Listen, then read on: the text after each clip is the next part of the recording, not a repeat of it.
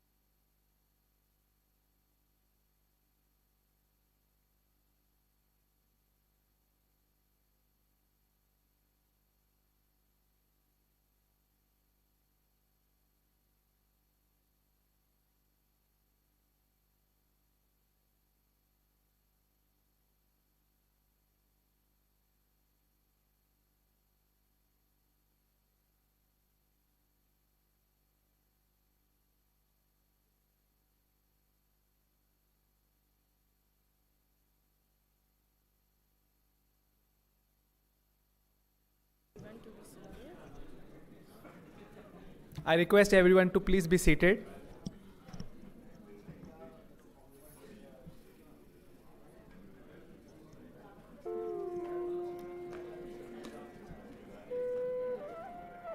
Requesting to kindly keep your mobile phones in silent mode.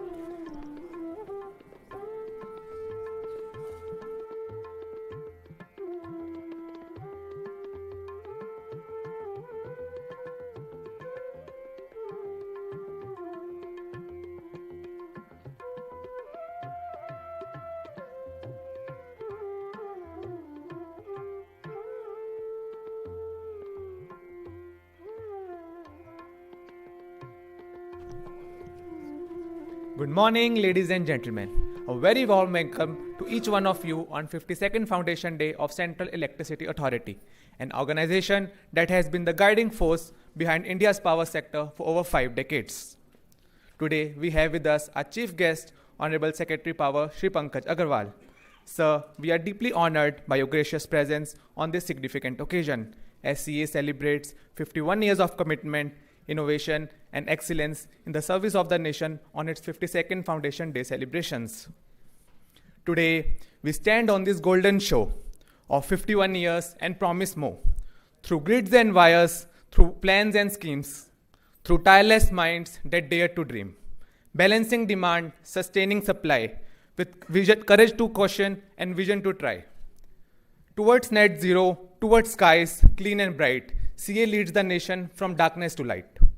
Good morning to all respected dignitaries, seniors, and my CA colleagues. I, Harkaran Singh, Assistant Director in CA, welcome all of you to Central Electricity Authority's 52nd Foundation Day. CA has over 5 decades stood as a pillar of technical expertise and reliability, enabling progress, ensuring safety, and driving India's energy transformation. Over the decades, CA has shaped policies, set standards, monitored performances, and ensured that every watt generated and transmitted across these great nations contribute to the vision for power for all. On behalf of CA, I extend a heartfelt welcome to all our dignitaries, distinguished guests, and members of the CA family who have gathered here to today honor this proud legacy and look forward to even more electrifying future. Now, I would like to invite my co-host, Ms. Swarnim Singh, to kindly proceed forward.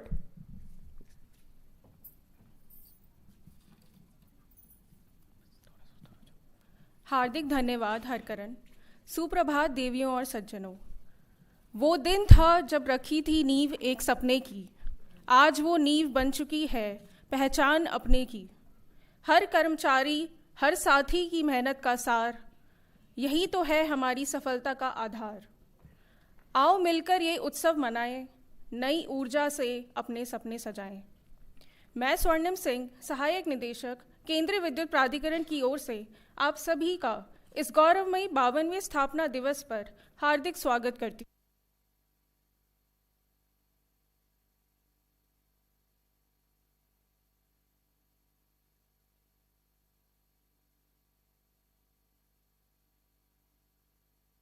और नवाचार की कहानी सुनाई देती है।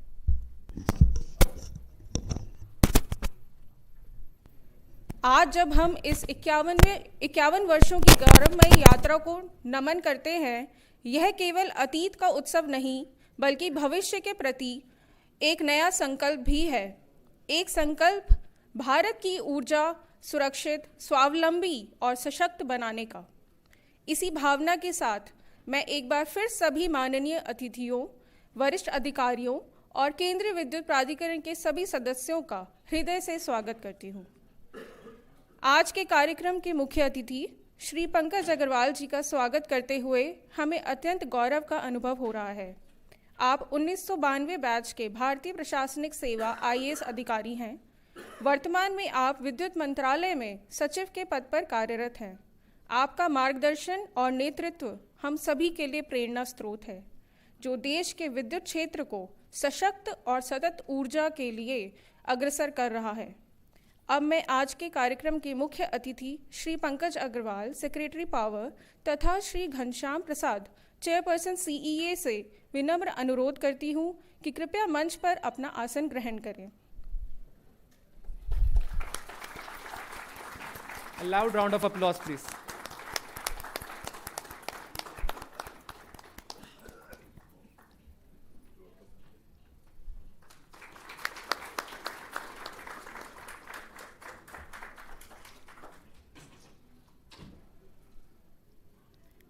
किसी भी अच्छे कार्य की शुरुआत की सबसे सुंदर परंपरा है दीप प्रज्वलन। आइए हम इस दीपक को प्रज्वलित करके इस कार्यक्रम का शुभारंभ करें और अपने सभी प्रयासों को सफलता और उजाले से आलोकित करें। मैं विनम्र अनुरोध करती हूं कि आज के कार्यक्रम के मुख्य अतिथि श्री पंकज अग्रवाल और श्री घनश्याम प्रसाद आज के समारोह की शुभ शुरुआत दीप प्रज्वलन समारोह से करें।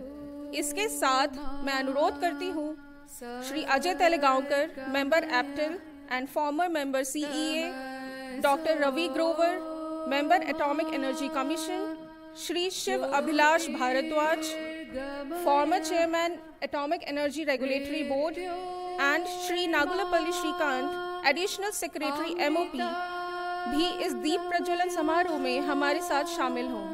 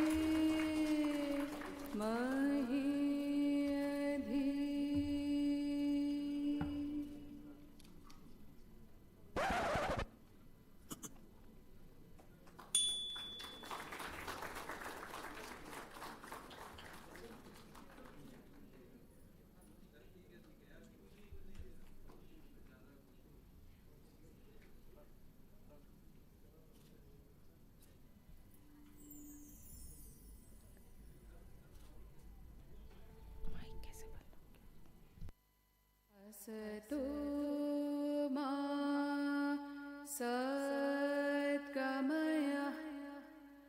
तमसो मा ज्योतिर्गमय मृत्योर्मा अमृतांगमय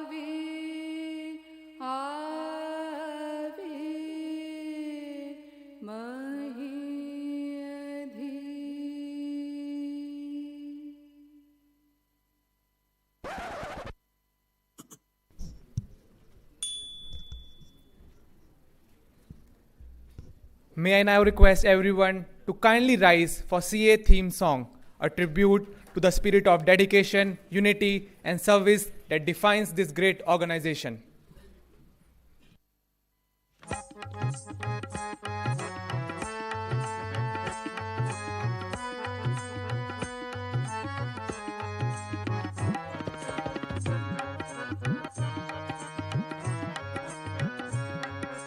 केंद्रीय विद्युत प्राधिकरण है भारत की शान। केंद्रीय विद्युत प्राधिकरण है भारत की शान। जिसकी नई तकनीकों से भारत बने महान। जिसकी नई तकनीकों से भारत बने महान। केंद्रीय विद्युत प्राधिकरण है भारत की शान।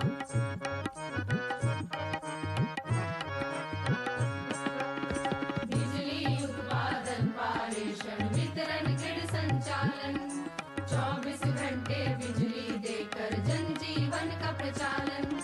वंदन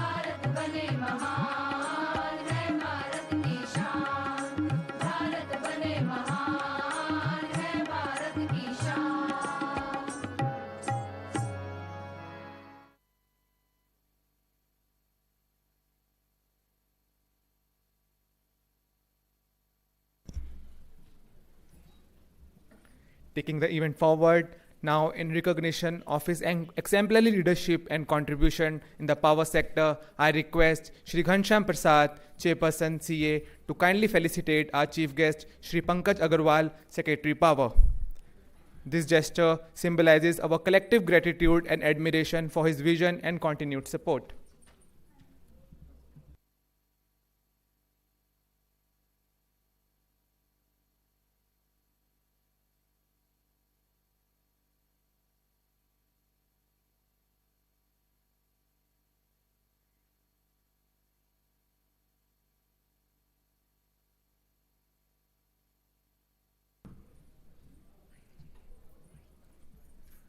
Talking about safety, safety is one of the core values that guide every function of Central Electricity Authority. To reaffirm our commitment to maintain the highest standards of safety and responsibility in all our endeavors, now we will take the safety pledge. Can we please have the video of safety pledge on screen? I request everyone to please rise for taking the safety pledge. नमस्ते, मैं हूं सुरक्षा शक्ति, आपका अपना electrical safety master. बिजली की तरह मुझ में भी है भरपूर ऊर्जा, लेकिन हमेशा सुरक्षित और जमीन से जुड़ा हुआ। इसलिए मैं कभी भी अपनी ढाल, हेलमेट और सेफ्टी बूट्स के बिना बाहर नहीं निकलता। मैं आपको बस एक छोटी सी बात याद दिलाने आया हूं। सुरक्षा ही असली ताकत है। चाहे आप साइट पर हों, फैक्ट्री में काम कर रहे हों या अपना इलेक्ट्रिक वाहन चार्ज कर रहे हों, बिजली से जुड़े सभी सुरक्षा नियमों का पालन करना जरूरी है, क्योंकि जब आप सुरक्षित होते हैं तो आपको कोई नहीं रोक सकता। तो आइए हम सब मिलकर अपने वर्क प्लेस को बनाएं शॉक प्रूफ और पूरी तरह से सुरक्षित। अब एक आखिरी लेकिन सबसे जरूरी बात, चलिए सब मिलकर लेते हैं सुरक्षा शपथ। मैं शपथ लेता हूं कि मैं सभी सुरक्षा नियमों का पालन करूंगा और अपने साथियों की सुरक्षा का पूरा ध्यान रखूंगा। मैं अपने परिवार और समाज की सुरक्षा भी सुनिश्चित करूंगा और जहां भी जाऊं वहां सुरक्षा को बढ़ावा दूंगा, क्योंकि सुरक्षा सिर्फ एक आदत नहीं है, यह हमारी जिम्मेदारी है, अपने लिए, अपनों के लिए और अपने देश के लिए।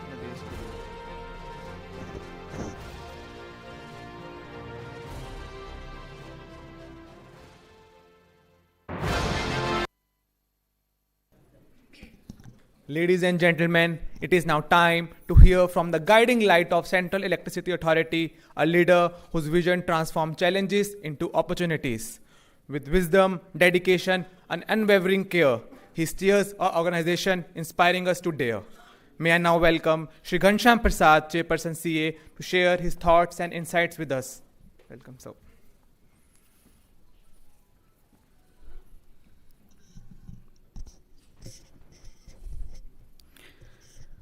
Honorable Secretary, Ministry of Power, Sri Pankaj Agarwal ji, to esteemed guests who have been invited to be a part of the nuclear session today, Dr. R.V. Grover ji, Member Atomic Energy Commission and Emerite Professor, Homi Bhabha National Institute, Sri S.A. Bhardwaj ji, former Chairman, Atomic Energy Regulatory Board, CMDs of all PSUs, CMD REC, CMD PFC, CMD NHPC, CMD Grid India, MD EDF, all the senior officers from Ministry of Power, all my seniors, ex-chairperson, ex-members, members of the authority, all officers, senior officers coming from various other related organizations, CBIP and others,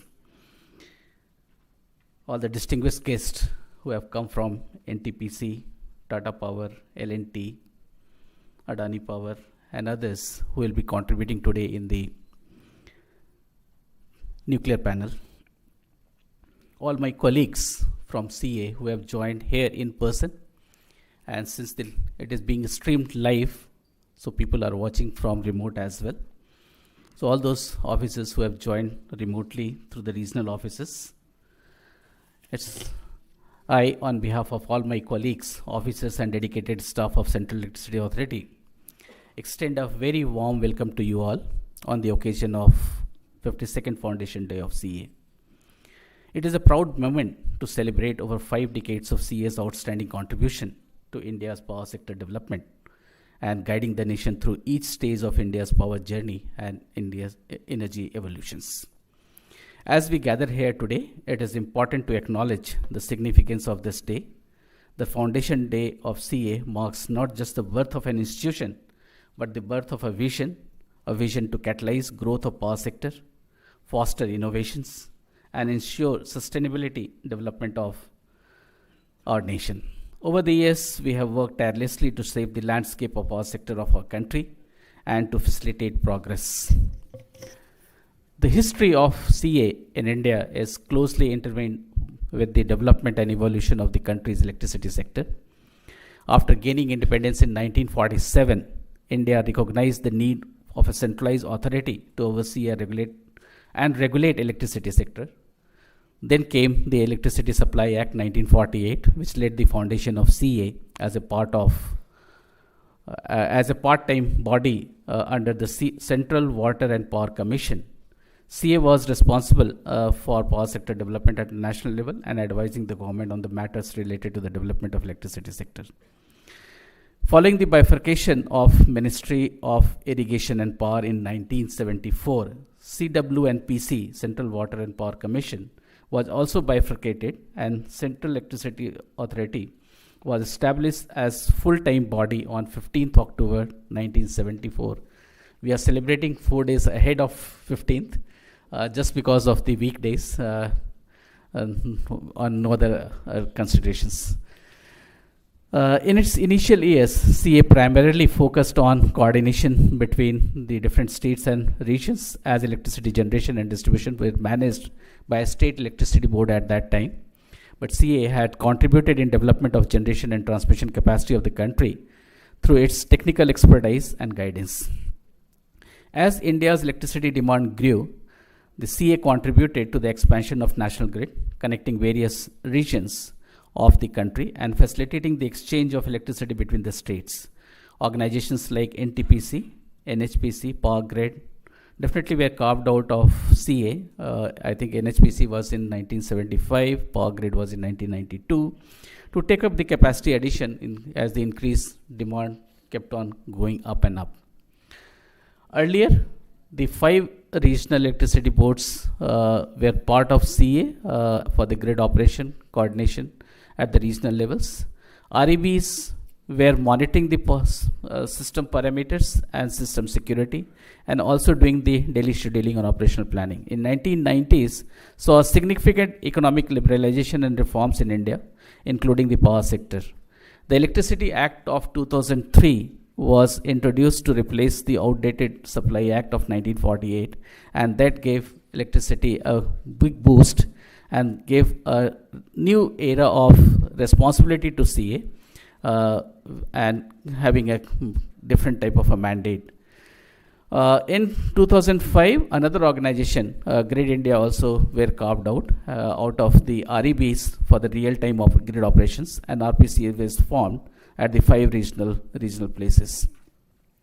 Over the years, CA has adopted the changing energy dynamics, including the increased focus on renewable energy sources, resource adequacy, flexibilization of thermal power stations, development of smart grid. It has played a crucial role in shaping India's energy landscape to meet the nation's growing power needs. The intent of CA to look ahead with changing times is reflected through the contributions in the power sectors.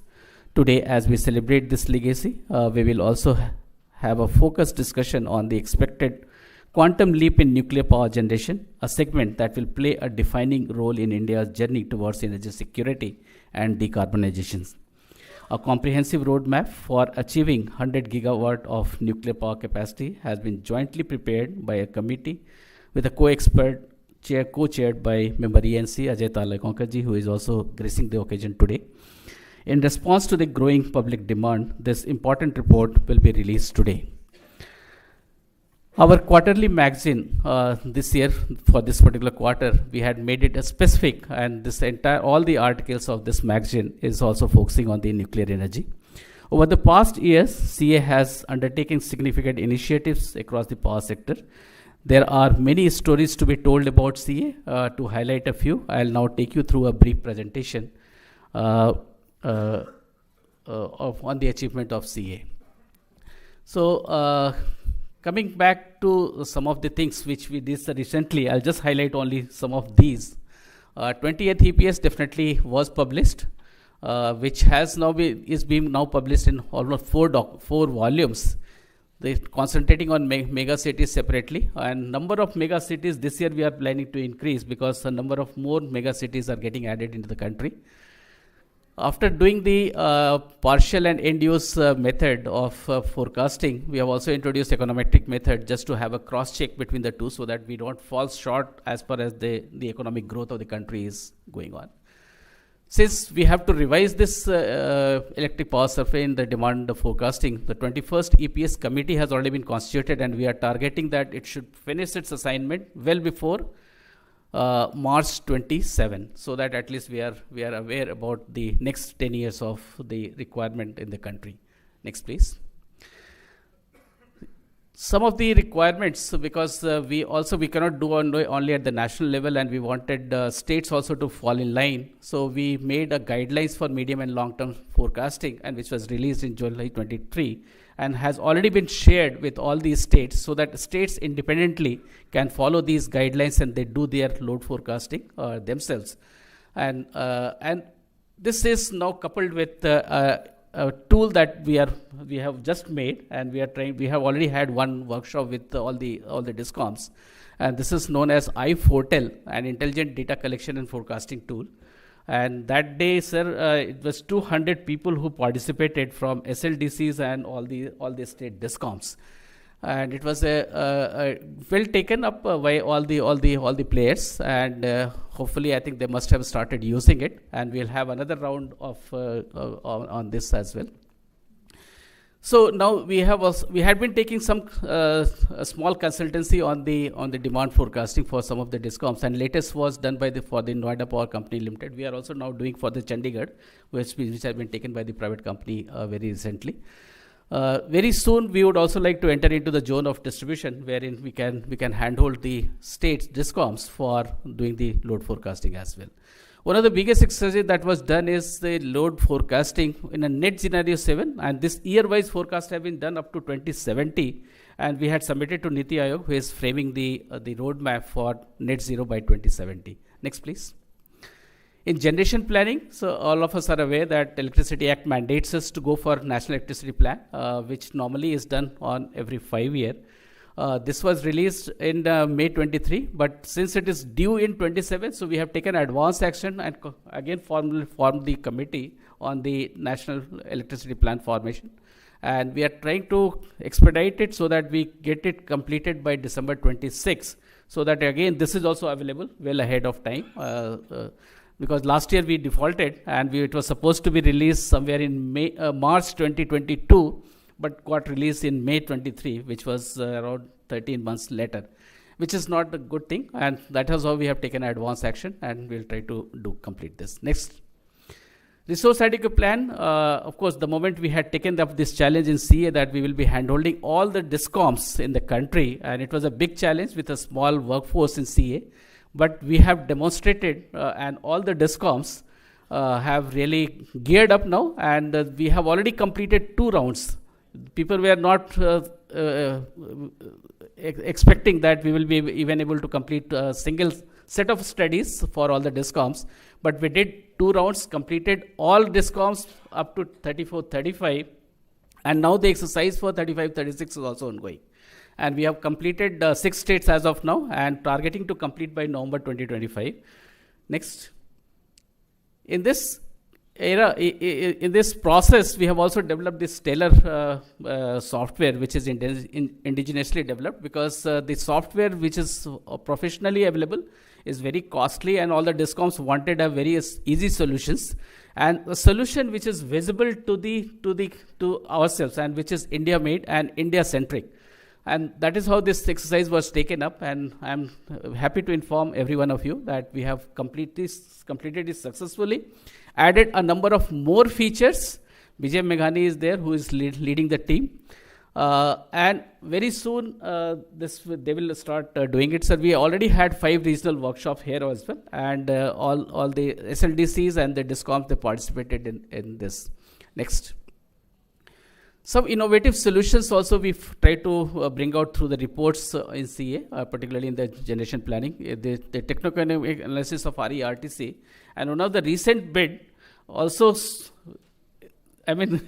gave us a certificate that whatever study you did, almost similar result has been published in the bidding in the bid transforms as well. So, based on the success of this, the stakeholders have approached me to make a revised version, because that was a 2 years old data which had gone into it. So, we'll be trying to revise this as well. We have already done the planning for 2047 and 2070 as we go along, but this will again keep on getting revised as we go along. Next, please. Transmission planning, the moment it came to 500 gigawatt, we have a robust plan for transmission, but the idea was not to stay at 2030, and we went up to 2032, wherein the NEP has already been published. But idea further is, next please, is how do we really make it more and more dynamic, and that is how we had we thought, why don't we go as for the potential based planning, which is not done anywhere in the world, and dynamic planning, and try to use extensive use of technology, particularly optimizing the ROW issues, particularly monopole, narrow base towers, high capacity conductors.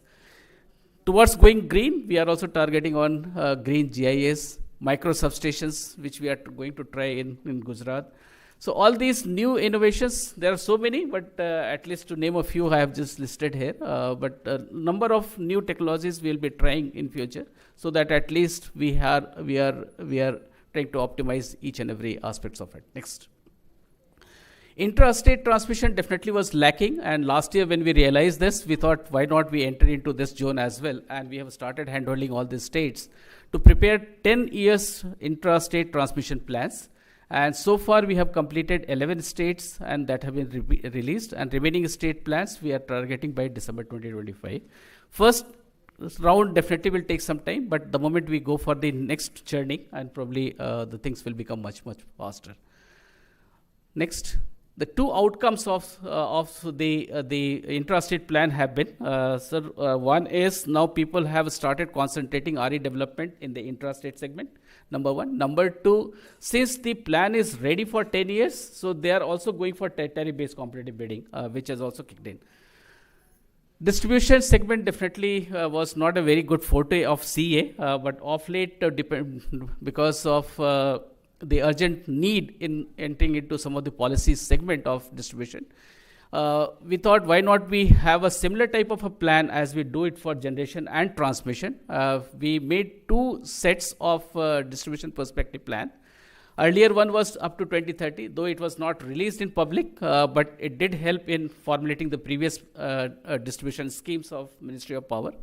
And another one is up to 35, and this is also helping to the electrical industry, who is on the electrical manufacturing equipment of the distribution. At least they now have a visibility what is going to be the requirement of various type of equipment in distribution segment in the next 10 years, and that is how they are trying to augment their capacity and trying to take up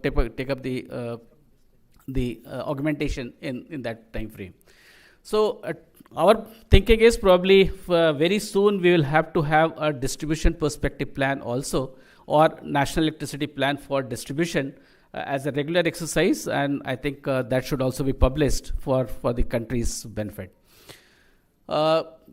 Distribution companies, they wanted a planning criteria, because so far they didn't had any formal document on it. So we made that distribution planning criteria, O&M manual for distribution transformers, guidelines for standardization and interoperability of MI and other related aspects, And more important was the last one, which is the guidelines for benchmarking of operation and maintenance norms, which was a large demand of power distribution utilities. And because this was not uniformly followed by all the state commissions, so this has been made and shared with all the state commissions and the power utilities, so that there is a uniformity in these practices. Next. So coming to the grid stability, sir, we have gone for a uniform protection protocols. You must be hearing many a times news coming that some kind of trippings have happened, some kind of outage has happened.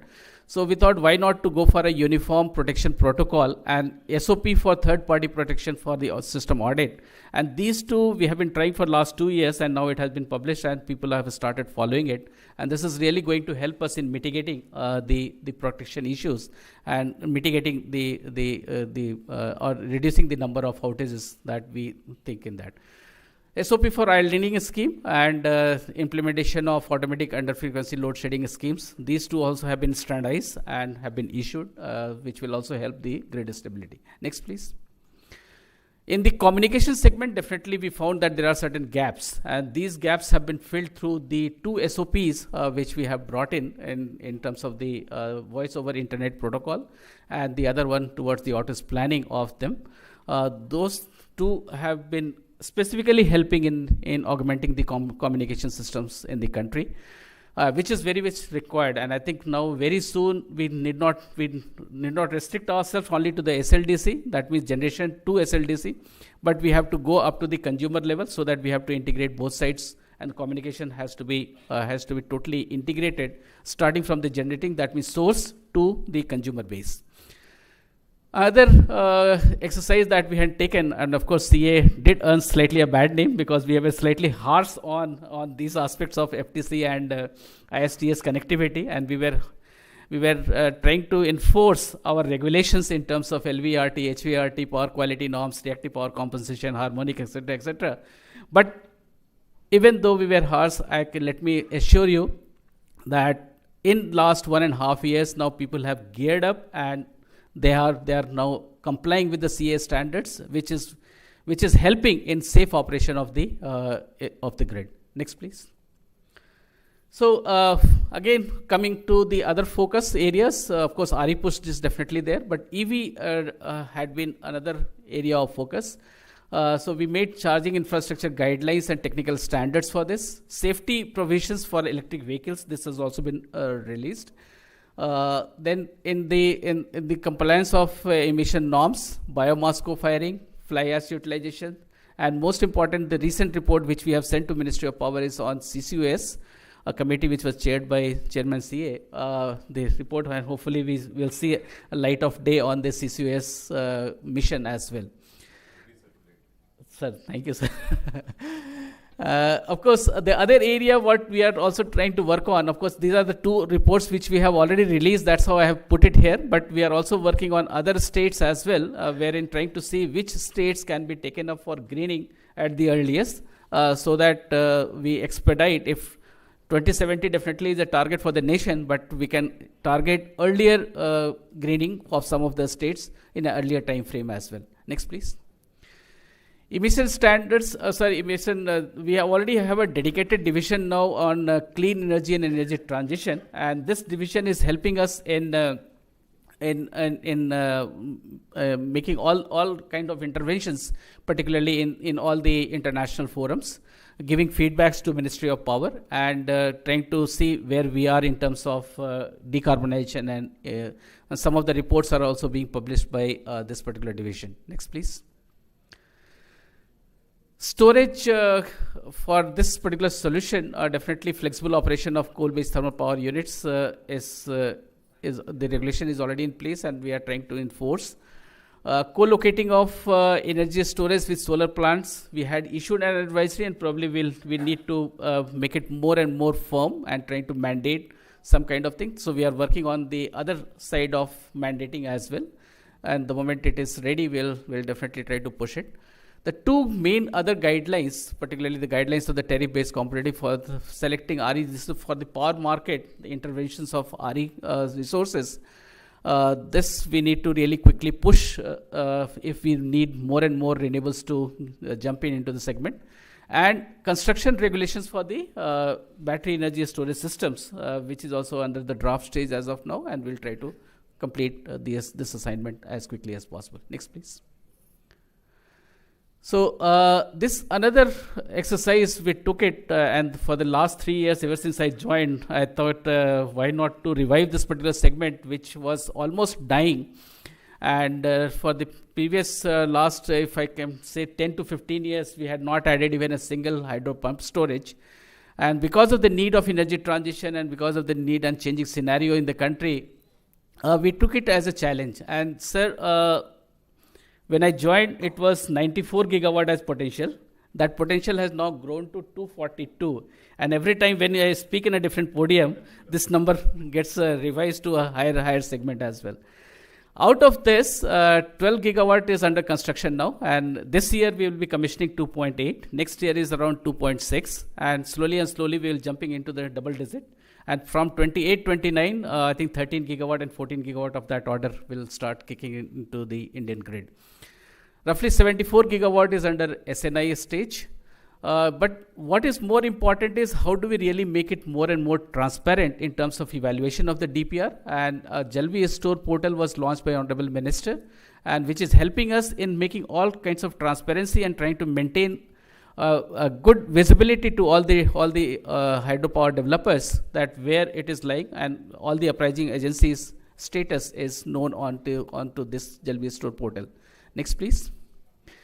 Similarly, because people wanted what can be the mode of procurement of this storage capacity in the country, and for that guidelines have been made and which have been issued, and which is going to help all the utilities to tie up the pump storage segment in a better manner.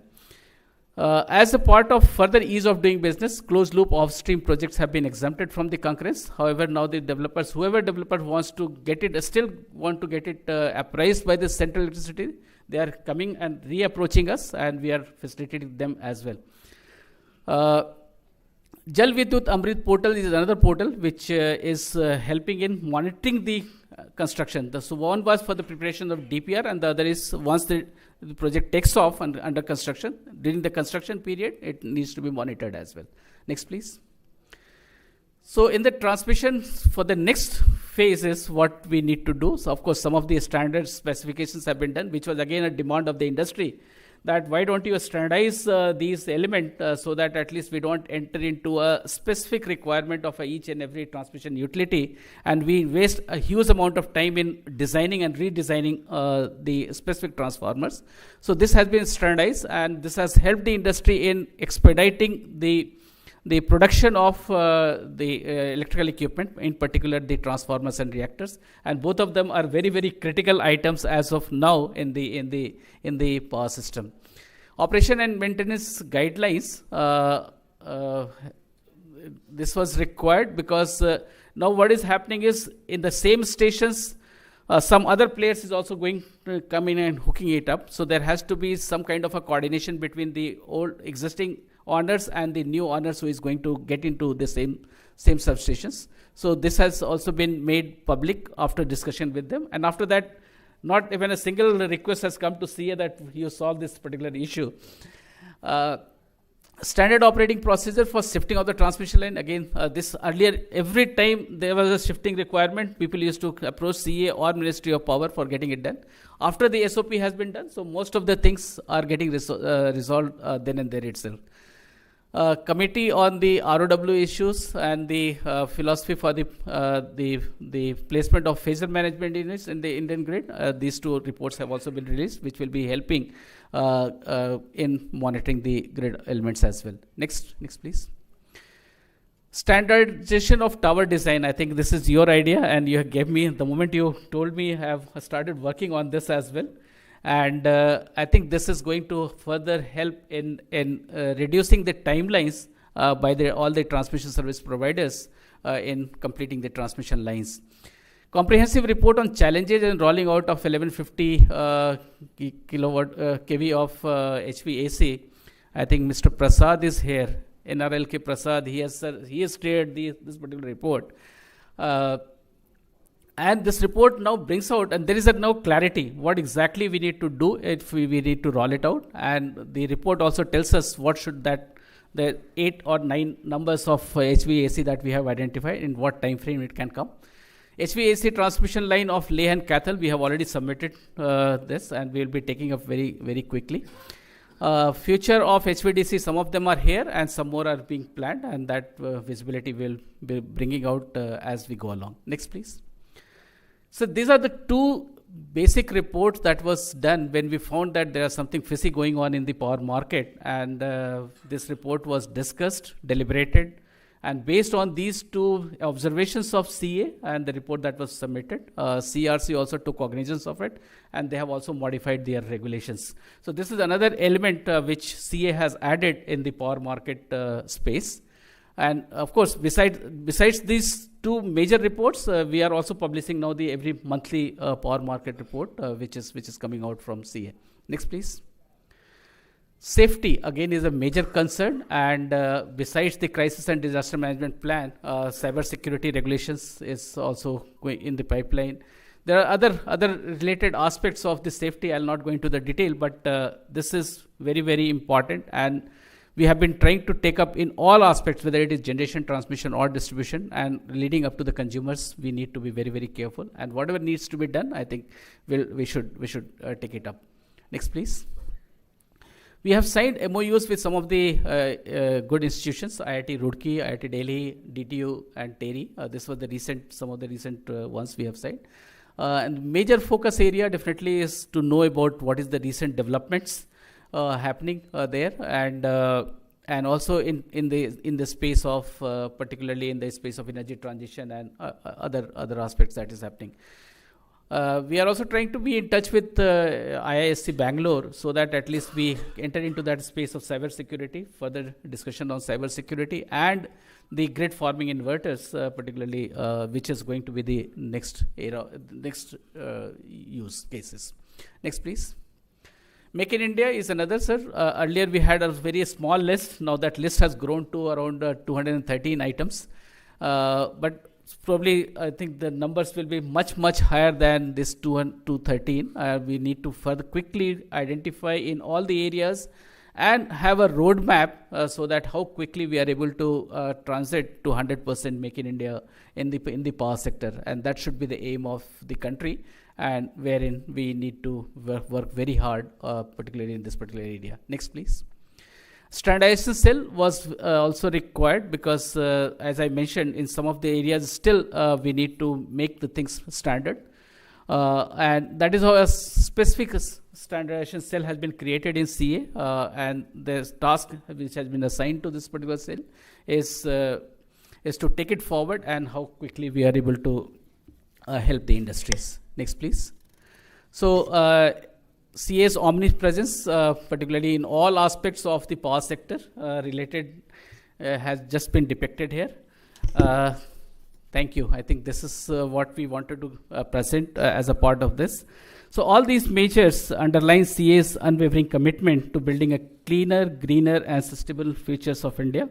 Looking ahead, our focus will increasingly encompass emerging frontiers like carbon capture CCUS for decarbonizing the thermal fleet, green hydrogen, green ammonia as fuel of the future, waste to energy initiatives, etc.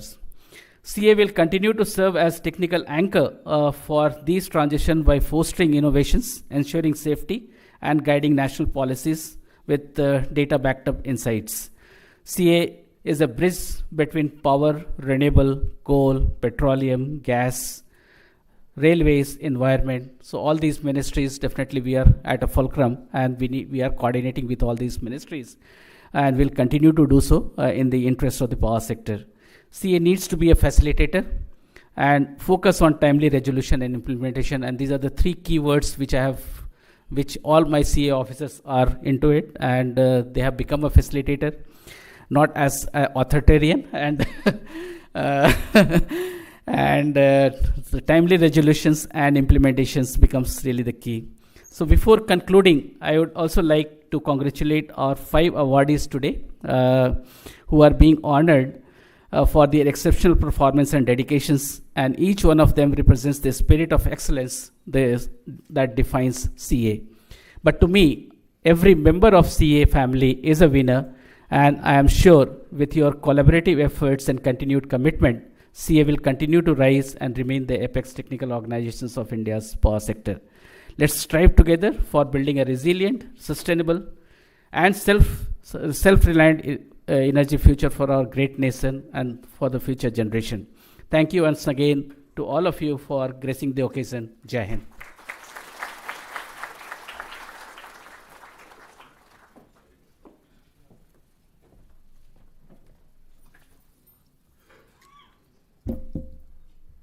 धन्यवाद chairperson sir, आपके विचारों ने आज के कार्यक्रम में नई ऊर्जा और उत्साह भर दी है। ज्ञान की ज्योति से अंधकार मिटता है, प्रयास और समर्पण से भविष्य रचता है। आज हम उस उजाले की ओर भी बढ़ेंगे जब सीईए की महत्वपूर्ण रिपोर्ट्स और प्रकाशन सामने आएंगे। मैं मंच पर उपस्थित मान्यवर अतिथियों से अनुरोध करती हूँ कि कृपया रिपोर्ट्स का विमोचन करें।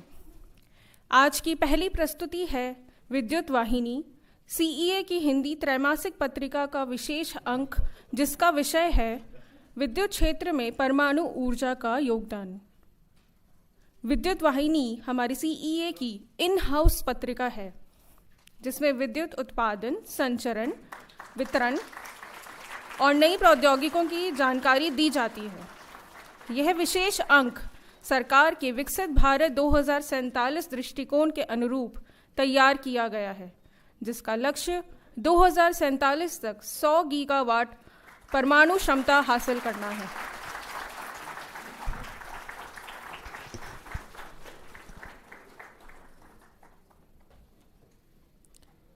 The second release of today is report on master plan for evacuation for power from hydroelectric plants in Brahmaputra basin. India is blessed with immense hydroelectric potential, especially in the Himalayan region, with Brahmaputra basin alone having massive 65 gigawatt of hydropower potential.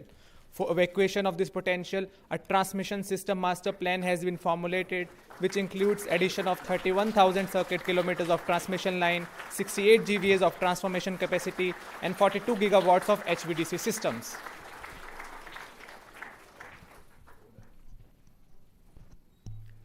आज की तीसरी प्रस्तुति है report road map for achieving the goal of 100 gigawatt of nuclear capacity by 2047। वर्तमान में भारत में परमाणु ऊर्जा की स्थापित क्षमता 8.8 गीगावाट है और सीईए ने 2047 के लिए इस क्षमता को 100 गीगावाट तक पहुंचाने का अनुमान लगाया है।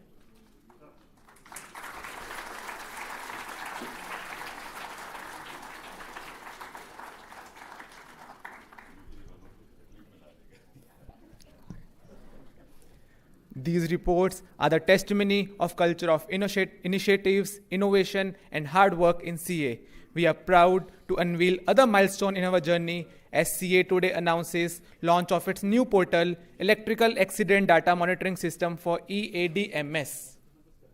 CA collects data for reporting of electrical accidents and their causes under CA Regulations 2007. To facilitate paperless data collection, online report generation, timely reporting, and interactive data visualization for informed decision making, CA has developed an in-house portal which will help strengthen the electrical safety management across the country. And now I request our chief guest, Shri Pankaj Agarwal, to kindly inaugurate the portal. Can we have the portal?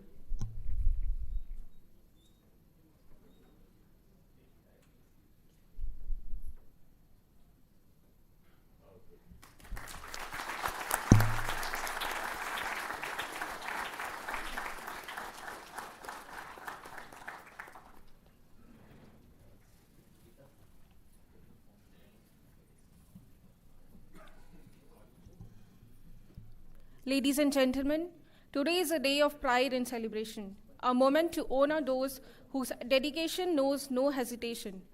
In the vast corridors of CEA, their efforts shine bright. Guided by knowledge, passion, and unwavering light, it is now time to recognize and celebrate excellence. We will now felicitate the best performing officers of CEA. Sorry, sir?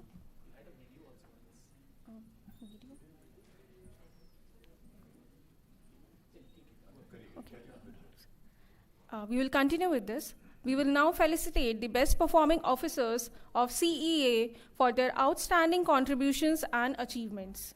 I request Shri Pankaj Agarwal, Secretary Power, to kindly present the award for outstanding performance in power sector. To collect the award, first we invite on stage Shri D. Naga Vasudev, Director CEA. He is an extremely methodical, self-motivated, selfless officer exhibiting an exemplary demeanor and conduct. He is proficient in implementing software-based tools for tracking inventory, delivery of items, and other critical supply chain information. Many congratulations, sir. Now invite on stage Shri Pramod Kumar Dilone, Superintending Engineer, WRPC. He helped in the formulation of 5 new aligning schemes and third-party protection audit plan for the Western region. He contributed in the formulation of protection protocol of Western region in line with IEGC. He also helped in the implementation of new commercial accounting software, including custom reports for the Western region.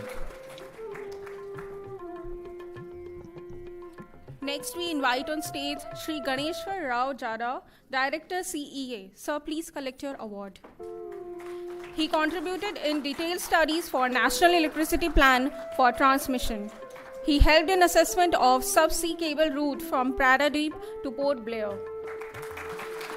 He also helped in reviewing of islanding schemes and special protection schemes installed in the eastern region.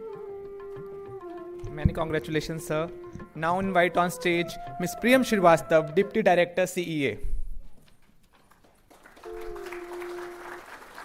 She contributed in ensuring secure and reliable communication network by drafting national level guidelines. She played pivotal role in advocating adoption of advanced technologies like MPLS, UNMS, VoIP in power system communications.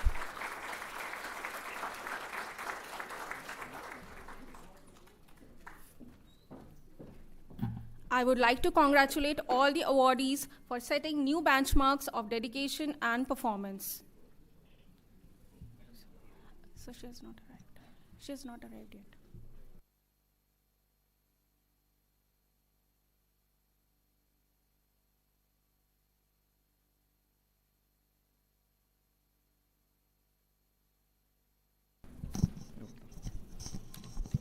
Can we please have the video of EADMS portal, please?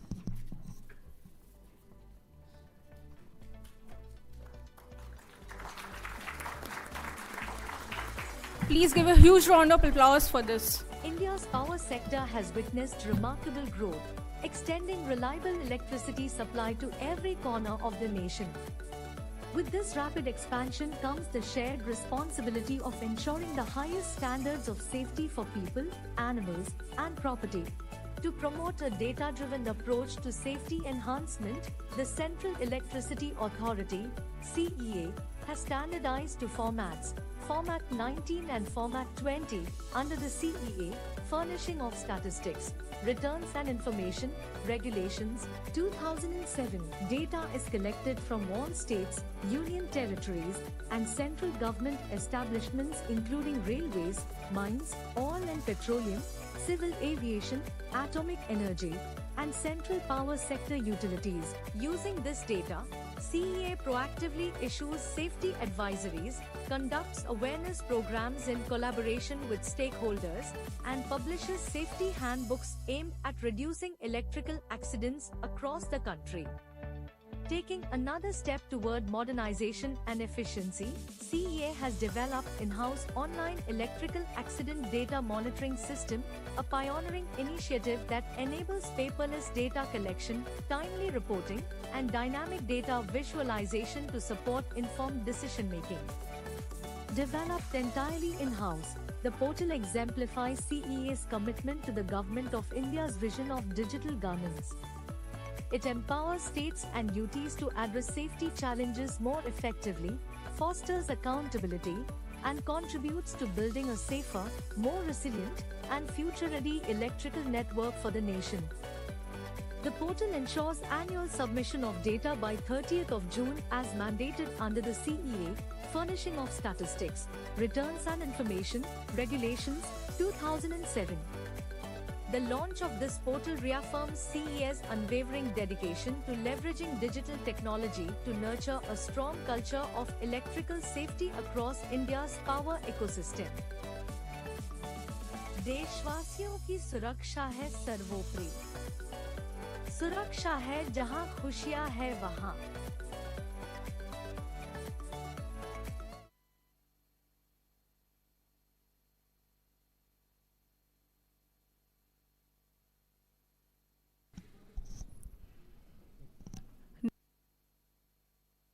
Now it is the time for a special award of today. I would like to request Ms. Lata Sinha to please join us on stage for presentation of Shri K.N. Sinha Memorial Award for Promising Power Engineer.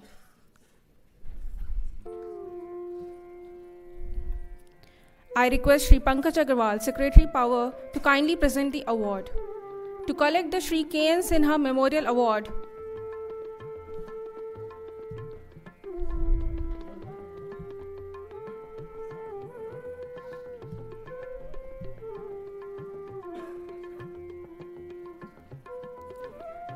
To collect the Shri K.N. Sinha Memorial Award for Promising Power Engineer, we invite on stage Shri Kumar Saurabh, Director CEA.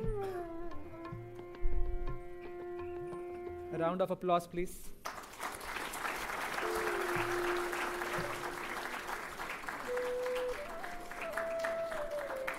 He contributed towards coal security for power plants, accelerated capacity addition, and improved financial viability of thermal generation. He spearheaded key revisions for transparent coal linkages through Shakti policy reforms.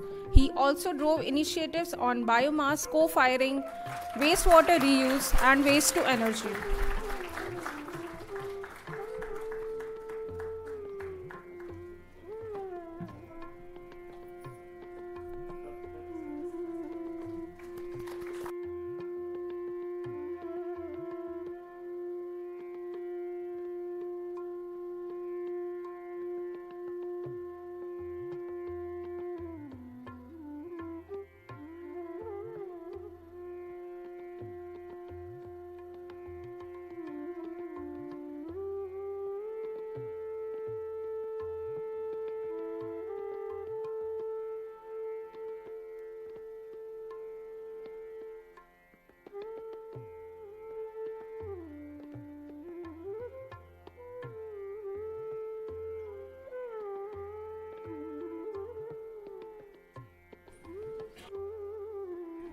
Thank you so much, ma'am, for gracing the event.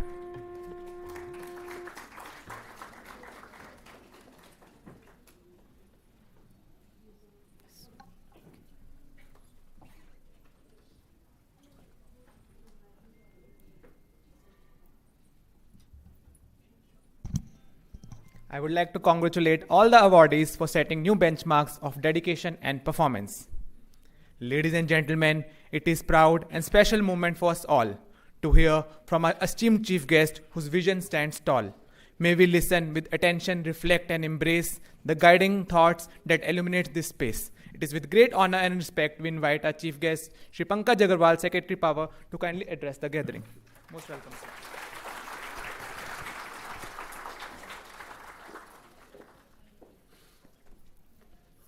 आदरणीय Ghanshyam Prasad ji, chairman CA,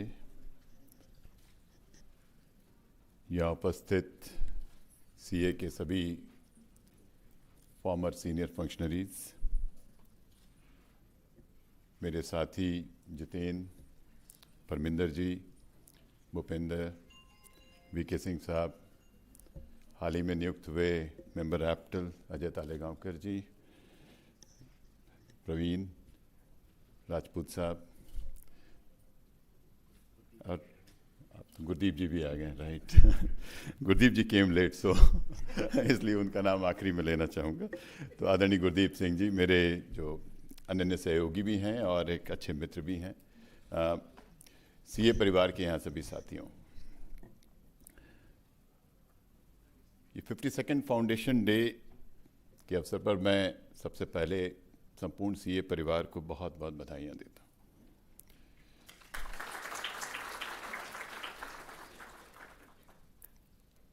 आदरणीय घनश्याम जी ने बहुत सारी उपलब्धियों के बारे में बताया, लेकिन कुछ उपलब्धियों के बारे में मैं उन्हें निजी रूप से साधुवाद भी देना चाहूँगा। मैं शुरुआत करूँगा सीसर्ट पावर से, जिसके लिए आदरणीय घनश्याम जी ने पर्सनली कमिट होकर उसको इस्टेब्लिश कराया और आज एक ऐसी संस्था का वो रूप ले चुका है जो हमें अश्योर करता है कि हम साइबर सिक्योरिटी इंश्योर करने के लिए सही दिशा में आगे बढ़ रहे हैं और धीरे धीरे हम अपने को मजबूत बनाने की दिशा में अग्रसर भी हो रहे हैं। दूसरा, मैं तालेगांवकर जी को साधुवाद देना चाहूँगा, जो उन्होंने नए एटॉमिक एनर्जी बिल की ड्राफ्टिंग में सहयोग किया है। और मैं एक आपको बड़ी खास बात बताना चाहूँगा जो शायद इस हॉल में बहुत लोगों को नहीं मालूम होगी। उन्होंने लगभग 21 अमेंडमेंट उस बिल में सजेस्ट किए थे। मेरे ख्याल 21 में से 20 अमेंडमेंट तो as it is principal secretary to prime minister ने एक्सेप्ट कर लिए।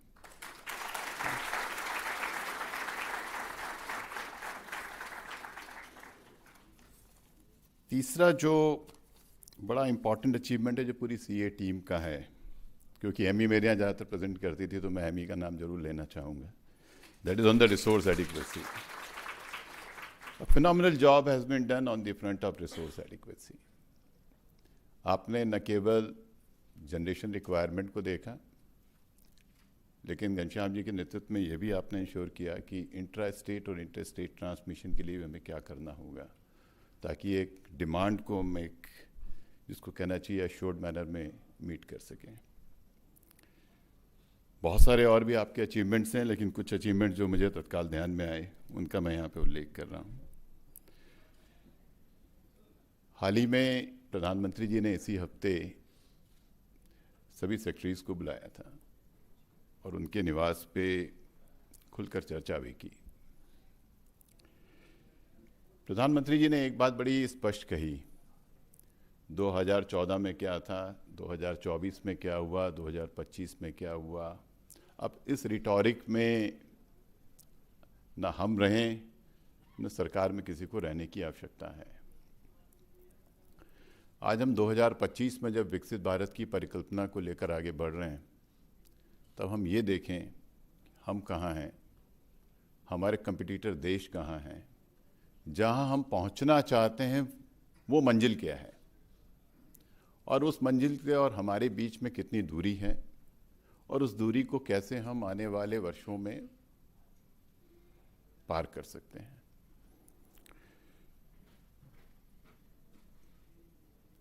उनका ये फोकस है कि अब हम नेक्स्ट जनरेशन रिफॉर्म्स को अपने सिस्टम में इंट्रोड्यूस करें। जो लो हैंगिंग फ्रूट से हमने 90 के दशक में कर लिए, कुछ हमने 2000 के दशक में कर लिए, कुछ हमने 2014 से लेके अभी तक कर लिए, लेकिन रियल हार्ड मेजर्स जो कि इंडिया को अब $4000 पर कैपिटा इनकम से $18,000 पर कैपिटा इनकम के ऊपर ले जाएंगे, उसके बारे में हमें आगे बढ़ना पड़ेगा। एक बात और भी तय है,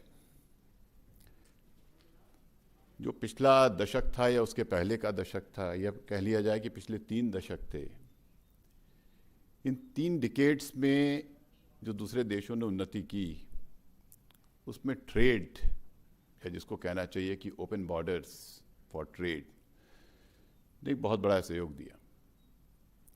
मैं 2010 में जब सिंगापुर में पढ़ने के लिए गया, अपने मास्टर्स के लिए गया, तो हम ग्लोबलाइजेशन के ऊपर एक फुल क्रेडिट कोर्स करते थे और उसमें बार बार ये बात होती थी कि how globalisation is actually driving the global growth. तब ये भी बात होती थी कि जैसे जैसे ग्लोबलाइजेशन आगे बढ़ेगा हो सकता है कि हमारी अपनी स्पेंडिंग ऑन मिलिट्री भी कम हो जाए और हम सब मिलकर जिसको कहना चाहिए कि थ्योरी ऑफ कंपैरेटिव एडवांटेज का फ़ायदा लेकर बेस्ट ग्लोबल ग्रोथ या अपने ग्लोबल ग्रोथ पोटेंशियल को हम अटेन कर सकते हैं सामूहिक रूप से। हमारे एक डीन हुआ करते थे Kishore Mahbubani, very famous name in diplomacy. Kishore ये कहते थे, वो हमारी क्लास भी लेते थे, तो वो हमसे ये कहते थे कि देखो एक बात बिल्कुल समझ लो कि ये जो ग्लोबलाइजेशन है, it's a great idea, it will also continue, लेकिन जब संकट आएगा तो सब लोग अपना अपना देखेंगे, कोई हाथ नहीं मिलाएगा। जैसे होता है ना कि डूबते को यदि 4 लोग डूब रहे हैं तो आप किसी का हाथ पकड़ लेंगे, कई बार ये होगा उसमें कि उस आदमी आपका हाथ छोड़ देगा। तो जब मुश्किल की घड़ी आएगी तो आपका लोग हाथ छोड़ देंगे। और ये चीज़ आपने देखी होगी कोविड के टाइम पे और post Covid, now you are finding more and more trade and non trade barriers. इस समय में अब ग्रोथ लाना is going to be a bigger challenge what other nations have faced in the last 30 years. So और भी ज़्यादा आवश्यकता है कि जो हमारी इकोनॉमी को ड्राइव करने के लिए आवश्यक है वो सब कुछ हम करें। मैं 2-3 जो बड़े रिफॉर्म्स हैं जिसकी दिशा में हम आगे बढ़ रहे हैं उनका भी यहाँ उल्लेख करूँगा। पहला तो है कि हमने इलेक्ट्रिसिटी अमेंडमेंट बिल, हालांकि it is a very difficult proposition to sail through the parliament, but this is our latest attempt towards electricity amendment bill, and that we have finally circulated for the stakeholder consultation. So इस amendment bill में हमने वो सभी चीज़ें रखने की कोशिश की है जो किसी एक वर्ग को प्रभावित ना करें, लेकिन ये ज़रूर हो कि जो हमारे सेक्टर को आगे बढ़ाने में या तेज़ी से आगे बढ़ाने में सहयोग कर सकें। मैं आप सबसे अनुरोध करना चाहूँगा कि आप लोग को भी अवसर मिले तो उस बिल को ज़रूर देखें, आपके जो सुझाव हों वो मंत्रालय को ज़रूर कम्युनिकेट करें। दूसरा है national electricity policy, another big ticket item. So we have almost finalized the national electricity policy after multiple rounds of deliberations. The policy is under submission with the Honorable Minister, and maybe before the end of the month, we'll come out with the NEP 2025, at least the draft version of it. And of course, by the end of the calendar year, we plan to release the final version of the national electricity policy. Data के बारे में आदरणीय घनश्याम जी ने कहा, प्रधानमंत्री जी ने भी इस बारे में अपने हम लोग साथ जो चर्चा हुई उसमें डेटा के बारे में काफ़ी कुछ कहा। हमारा जो डेटा कलेक्शन है वो नॉर्मली एनुअलाइज बेसिस पे है। साल के अंत में हम डेटा अपना तैयार करते हैं, फिर उसका ऑडिट करते हैं, इंटरनल रिव्यू करते हैं, और शायद जनरली हम सितंबर अक्टूबर तक, या हो सकता है तो दिसंबर तक, कमिंग ईयर के दिसंबर तक हम अपना डेटा सीए तक पहुंचाते हैं। आज के इस युग में which is very very fast changing, I think data at least quarterly basis पे तो हमारे पास आना चाहिए। हमारी इंडस्ट्री का कंजम्पशन किस दिशा में आगे बढ़ रहा है, how our industry is performing. आप देखिए बाकी सब आ जाते हैं, ये नहीं आता कि इलेक्ट्रिसिटी कंजम्पशन जो है इंडस्ट्री का घटा या बढ़ा, डेटा सेंटर्स का इलेक्ट्रिसिटी कंजम्पशन कहाँ जा रहा है, या रेलवेज़ का कंजम्पशन कहाँ जा रहा है। ये मतलब किसी भी सेगमेंट को यदि कोई डाइसेक्ट करना चाहे और देखना चाहे कि सेगमेंटल ग्रोथ क्या है या सेगमेंटल एनर्जी कंजम्पशन क्या है, which is also an indicator of growth, उस तरह का डेटा हमारे पास जल्दी अवेलेबल नहीं होता। तो थोड़ा सा हमें डेटा जिसकी इंटीग्रिटी हो, नॉर्मली डेटा देखा जा रहा है कि बहुत सारा डेटा गार्बेज भी होता है। मैं एक छोटा सा उदाहरण दूंगा। जब हमने ग्रिड मैनेजमेंट के लिए वेदर डेटा मांगा और घनश्याम जी ने बहुत प्रयास करके सभी डेवलपर्स को इसमें ताकीद किया कि भाई आपको अपना डेटा सबमिट करना है, और जो आपकी वेदर ऑब्जर्वेशन है, क्योंकि आप तो मौके पे बैठे हुए हैं, you are watching the sun, you are facing the wind, you are measuring the wind and sun, and why the hell, like, you are dependent on IMD to tell you that what is happening at your location. So जब हमने वो data लेना शुरू किया तो IMD ने धीरे से हमसे कहा कि नहीं साहब, ये तो ज़्यादातर गार्बेज है। खैर, I am grateful to Ghanshyam ji कि ही टुक इमीडिएट स्टेप्स। आपने ये भी ताकीद किया कि भाई WMO स्टैंडर्ड का ही आपके AWS होने चाहिए। और मैं आपको ये बताना चाहूँगा कि अभी मैं डेनमार्क गया था, पिछले हफ्ते डेनमार्क में था, वहाँ भी WMI जो उनके यहाँ हमारा IMD का काउंटर पार्ट है उससे चर्चा हो रही थी। मैंने उनसे यही सवाल पूछा कि भाई ये वेदर डेटा तो आपके ये भी देते होंगे, डेवलपर्स भी देते होंगे। उन्होंने छूटते ही जवाब दिया, यही जवाब दिया कि साहब बड़ा ख़राब डेटा आता है। सो रिन्यूएबल एनर्जी के कॉन्टेक्स्ट में यदि हम देखें, यदि हमें ग्रिड को मैनेज करना है तो data quality has to be of highest order. It has to be integral. It should help in actually making us the right decisions and making us the right assessments.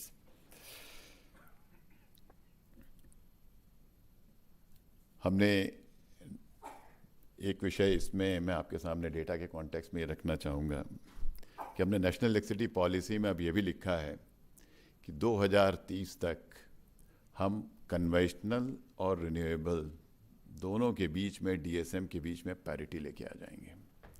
And I think that's a very very bold statement and we need to actually realise it. If you don't realise it then it can't happen कि आपकी 70% या 65% electricity ऐसी है जो कि DSM follow नहीं करती है और जो सिर्फ 35% है जो ग्रिड चलाएगी, तो दैट इज़ नॉट फिजिबल. मैं 2-3 बातें सीए के लिए भी कहना चाहूँगा. आपने घनश्याम जी ने कहा लुक अहेड,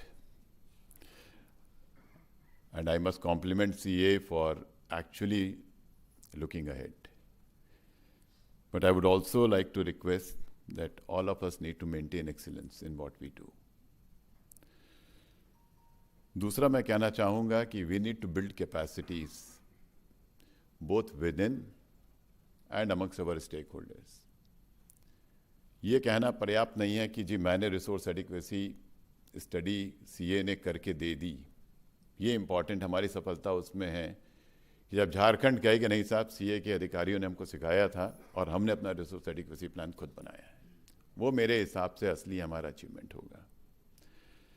यही चीज़ इंट्रा स्टेट ट्रांसमिशन प्लान में भी है कि हमारे अधिकारी लोगों को ट्रेन करें, उनकी क्षमताएं विकसित करें और हर राज्य अपनी होगी. एक विषय स्टैंडर्डाइजेशन का घनश्याम जी ने रेज किया, बहुत इंपॉर्टेंट विषय है. जितनी हमने आज तक रिन्यूएबल एनर्जी कैपेसिटी ऐड की है उतनी चीन ने 1 वर्ष में ऐड की है. जितनी हम थर्मल कैपेसिटी आज तक ऐड करते हैं उतनी मेरी जानकारी के हिसाब से चीन ने 1 साल में ऐड की है पिछले वर्षों में. जितने हम 15 साल में एक न्यूक्लियर पावर प्लांट बनाते हैं, चीन जो है हर 5 साल में एक न्यूक्लियर प्लांट बनाता है. हम ट्रांसमिशन लाइन जितने समय में एचवीडीसी लाइन 5 साल में बना रहे हैं, चीन मेरे ख्याल में 2 से 3 साल में बना रहा है. हम हाइड्रो प्रोजेक्ट अमूमन 9 से 15 साल में बनाते हैं, चीन जो है 5 साल में प्रोजेक्ट निकाल देता है. हमें इस बात का फख्र भी है कि हमने कटरा से जम्मू के रास्ते में कटरा से श्रीनगर के रास्ते में बहुत बड़ा पुल बनाया. लेकिन हमें ये भी जानना चाहिए कि उससे बड़ा पुल जो है चीन ने 3 साल के अंदर खड़ा कर दिया. इसके पीछे एक बहुत बड़ा कारण ये भी है, बहुत सारे कारण हो सकते हैं. हमारे रेगुलेशन से एक इशू हो सकता है, हमारे अपनी कैपेसिटीज़ जो है इम्प्लीमेंटेशन कैपेसिटीज़ का एक चैलेंज हो सकता है. हमारे पास कॉन्ट्रैक्टर शायद उस तरह के नहीं, ये भी चैलेंज हो सकता है. लेकिन एक बहुत बड़ा चैलेंज है कि हमारे सिस्टम में स्टैंडर्डाइजेशन है ही नहीं. आप पावर ग्रिड का ट्रांसफार्मर अलग होगा, अडानी का ट्रांसफार्मर अलग होगा, मध्य प्रदेश का ट्रांसफार्मर अलग होगा, छत्तीसगढ़ का ट्रांसफार्मर अलग होगा. क्यों होना चाहिए अलग? हमारा हर ट्रांसफार्मर के लिए मैं जब पूछता हूँ तो पावर ग्रिड मुझसे कहता है नहीं साहब ये तो टावर्स हमारे स्पेसिफिकली डिजाइन टावर्स हैं and these towers can not be used in another line. Why the hell it can not be used in another line? मतलब मेरा सवाल बड़ा स्पष्ट है कि भाई यदि आप इतना स्पेसिफिक हर चीज़ डिज़ाइन करेंगे, जितना ज़्यादा आप कस्टमाइजेशन रखेंगे उतनी ज़्यादा आपकी लागत होगी और उतनी ज़्यादा आपका समय लगेगा. इसलिए जो साथी हमारे स्टैंडर्डाइजेशन में काम कर रहे हैं, आप ये मत समझिए कि you are not on the main track. This is a very, very serious job and this is critical to take the country to the next level.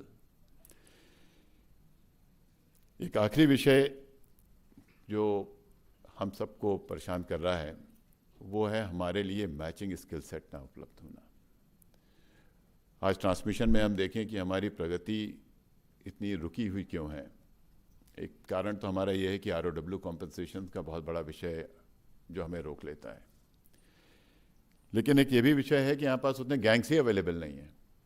यदि आज हम देखें कि हमें कितने गैंग्स की आवश्यकता है ताकि हमारे अपने ट्रांसमिशन प्लान या जो अवॉर्डेड प्रोजेक्ट्स हैं उनको हम निर्धारित समय सीमा में पूरा कर लें, तो यदि हमें X नंबर ऑफ गैंग्स की ज़रूरत होगी तो मेरे ख्याल में यहाँ पर X/2 गैंग्स अवेलेबल हैं. इस तरीके से हमारे बाकी सेक्टर में भी चैलेंजेस हैं, और हमारा सेक्टर इतना तेज़ी से बदल रहा है कि हमारे लिए जो स्किल सेट्स की रिक्वायरमेंट होगी वो बहुत तेज़ी से बदलेगी। रोज़ चीज़ें बदल रही हैं। मतलब मैं तो ये मानता हूँ कि पिछले 2 साल पहले जब मैं आपका सेक्रेटरी पावर बना था, तब मेरे जो सोच थी, जो मेरा समझ थी, और जो आज है उसमें अंतर है, और मेरे ख्याल में 6 महीने बाद में देखूंगा तो मेरी और भी ये समझ बदल चुकी होगी। It is so dynamic, it is so fast changing that's very difficult to cope up. और जब हम अपनी प्लानिंग में उस चीज़ को इनकॉर्पोरेट करते हैं, इन चेंजेस को, तो फिर इम्प्लीमेंटेशन के लिए हमें वैसे ही स्किल सेट की ज़रूरत पड़ेगी। और मैं आदरणीय घनश्याम जी, जो कि पावर सेक्टर स्किल काउंसिल के चेयरमैन भी हैं, उस नाते उनसे रिक्वेस्ट करूंगा कि इस विषय पे भी आप अपना समय दें। आप दे रहे हैं, मुझे मालूम है, लेकिन शायद इसको और हमें तेज़ी से आगे अग्रसर होने की आवश्यकता है। It's a Saturday morning. Thank you so much for joining here. And Diwali का भी समय है, मैं आप सबको दिवाली की अग्रिम शुभकामनाएं देता हूं, और बहुत बहुत धन्यवाद, और सीए के सभी साथियों को बहुत बहुत शुभकामनाएं।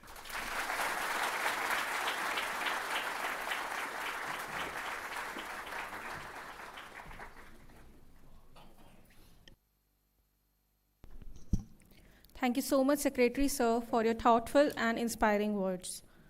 Ladies and gentlemen, now we will take a brief pause before we start the nuclear session ahead.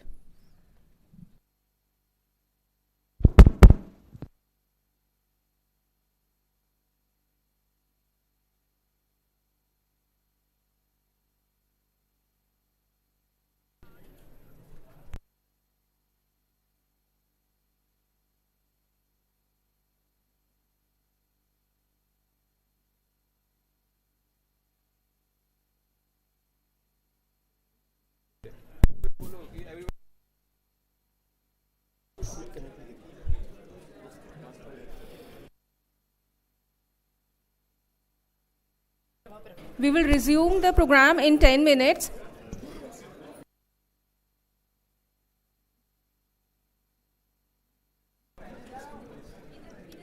I request everyone to please kindly be seated. We'll just resume our next program shortly.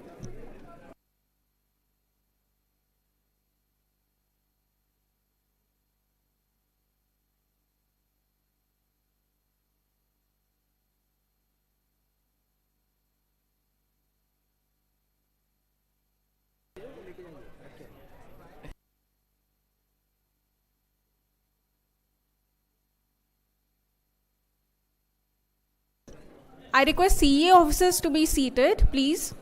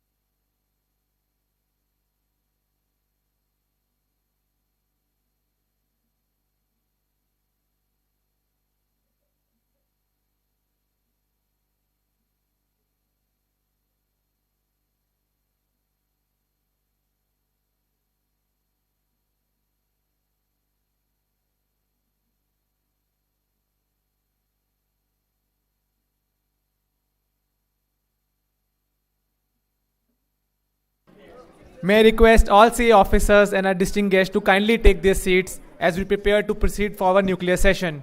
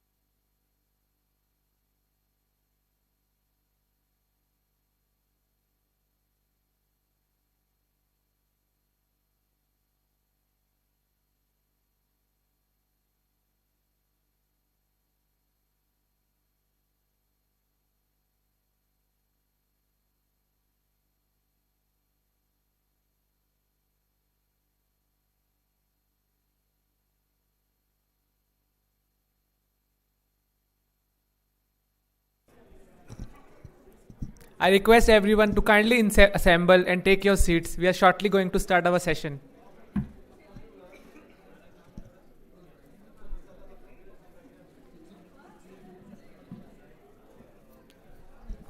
Ladies and gentlemen, please assemble in the auditorium. We are going to start our nuclear session.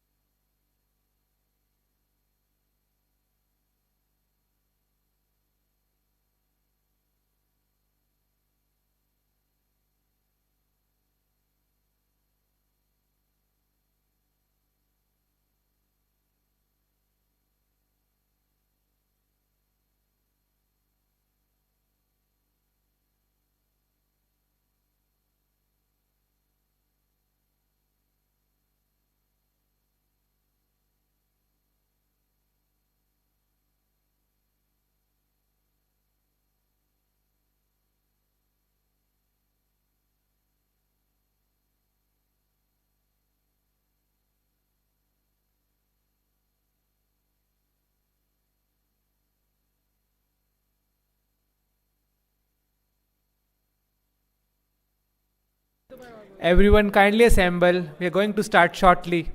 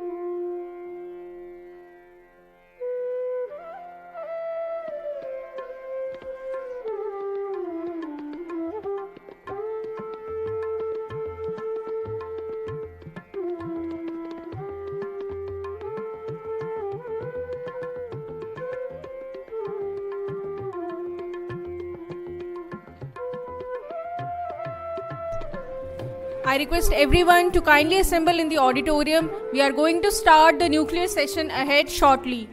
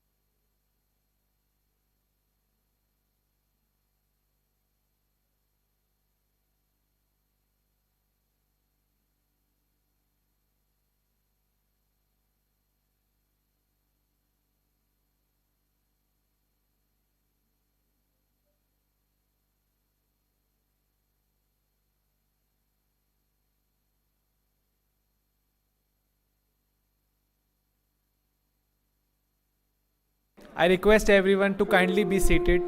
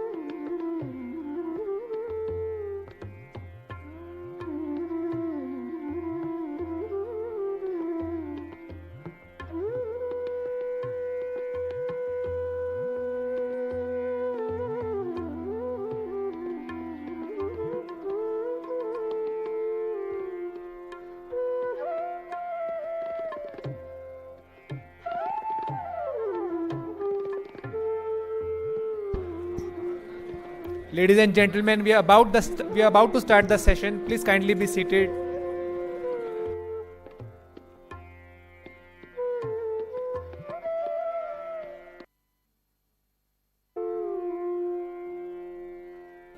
Ladies and gentlemen, I request everyone to kindly take your seats. We are about to start the session.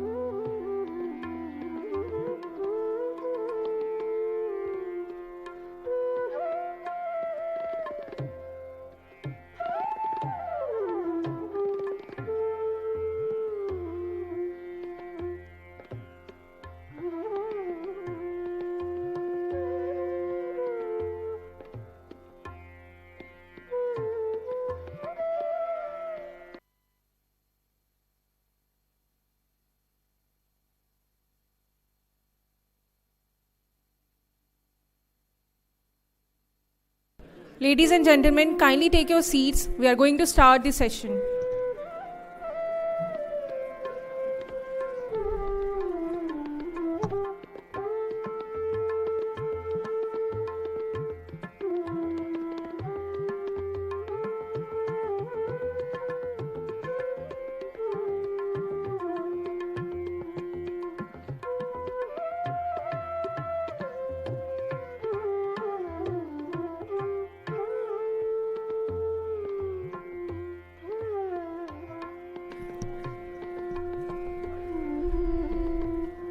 Ladies and gentlemen, now it is time to start the special technical session on nuclear energy. I would now like to invite Shri Ajay Telegaonkar sir, member APTEL and former member CEA on stage, who will be steering the upcoming session. Please give a huge round of applause for sir. I also invite our esteemed experts for today's session, Dr. Ravi Grover, member Atomic Energy Commission, and Shri Shiv Abhilash Bharadwaj, former chairman, Atomic Energy Regulatory Board, on the dais, please.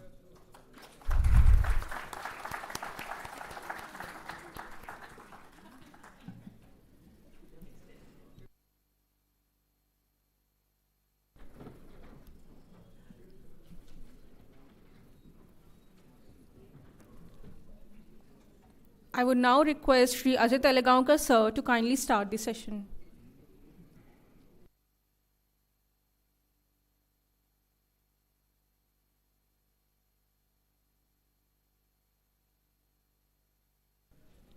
Am I audible now? Yeah. Good morning, everyone. And today we have a very interesting session. The title of the session is Nuclear Energy for Net Zero, Opportunities, Challenges and Pathways. I am Ajay Telegaonkar. Till recently, I was member Economic and Commercial in CEA. Now I have joined as a technical member APTEL. So I welcome our two esteemed experts here, Dr. Grover and Shri Bharadwaj. We all know that in recent years there is renewed interest in the nuclear energy, and it is not without any reasons.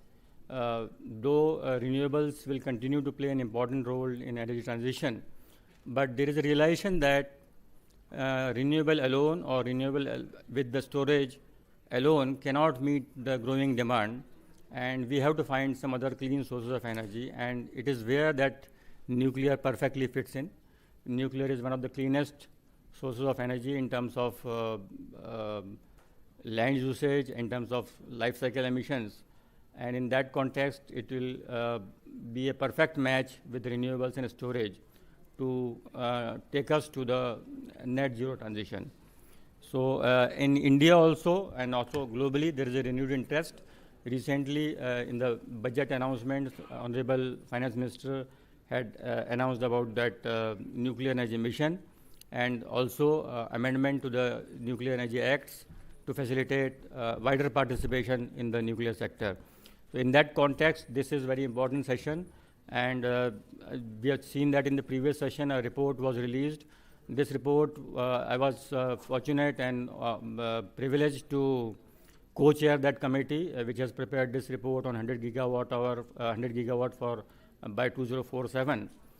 In this case, equal contribution was from DAE side, from NPCIL, from NTPC, and from Ministry of Power also. They are all, as a teamwork, we have prepared this report.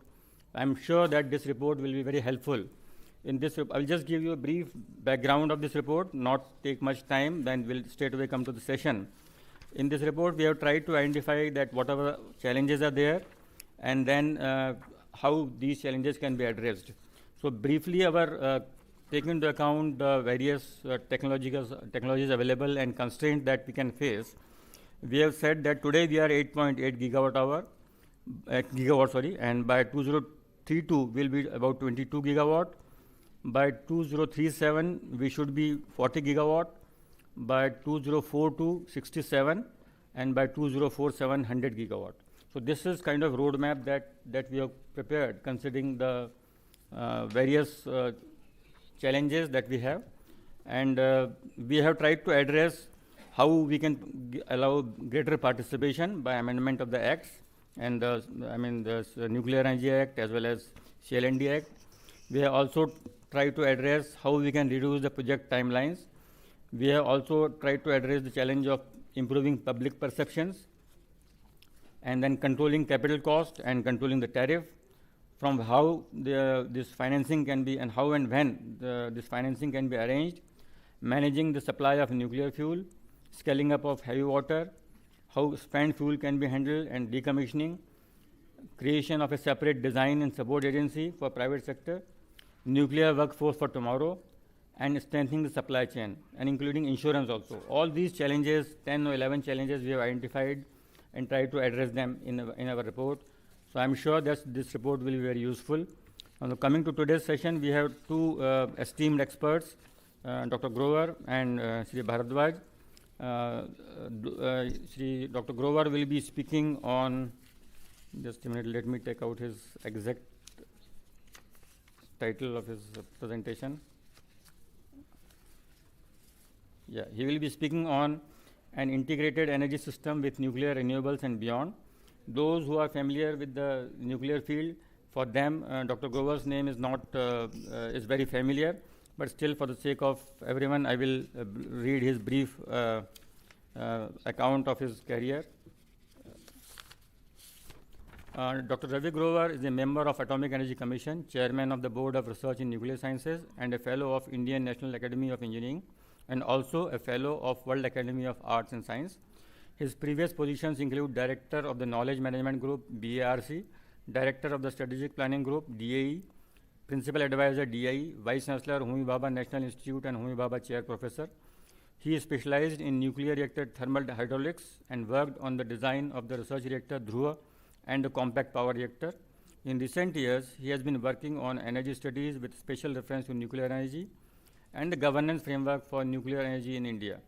He conceptualized and established the Homi Bhabha National Institute as a deemed university in 2005 and headed it from 2005 to 2016.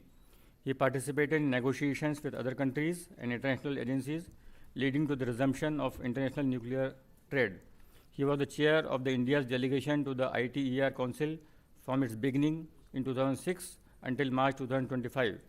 He was also the Sous Sherpa of the Government of India for the Nuclear Security Summits held in 2010, 12, 2014, and 2016. He graduated from Delhi College of Engineering and received a PhD from Indian Institute of Science, Bangalore. He is a prolific writer and sought-after speaker. He has received many awards, including the DIE Lifetime Achievement Award in 2011 and was conferred Padma Shri in 2014. Big round of applause for Dr. Grover.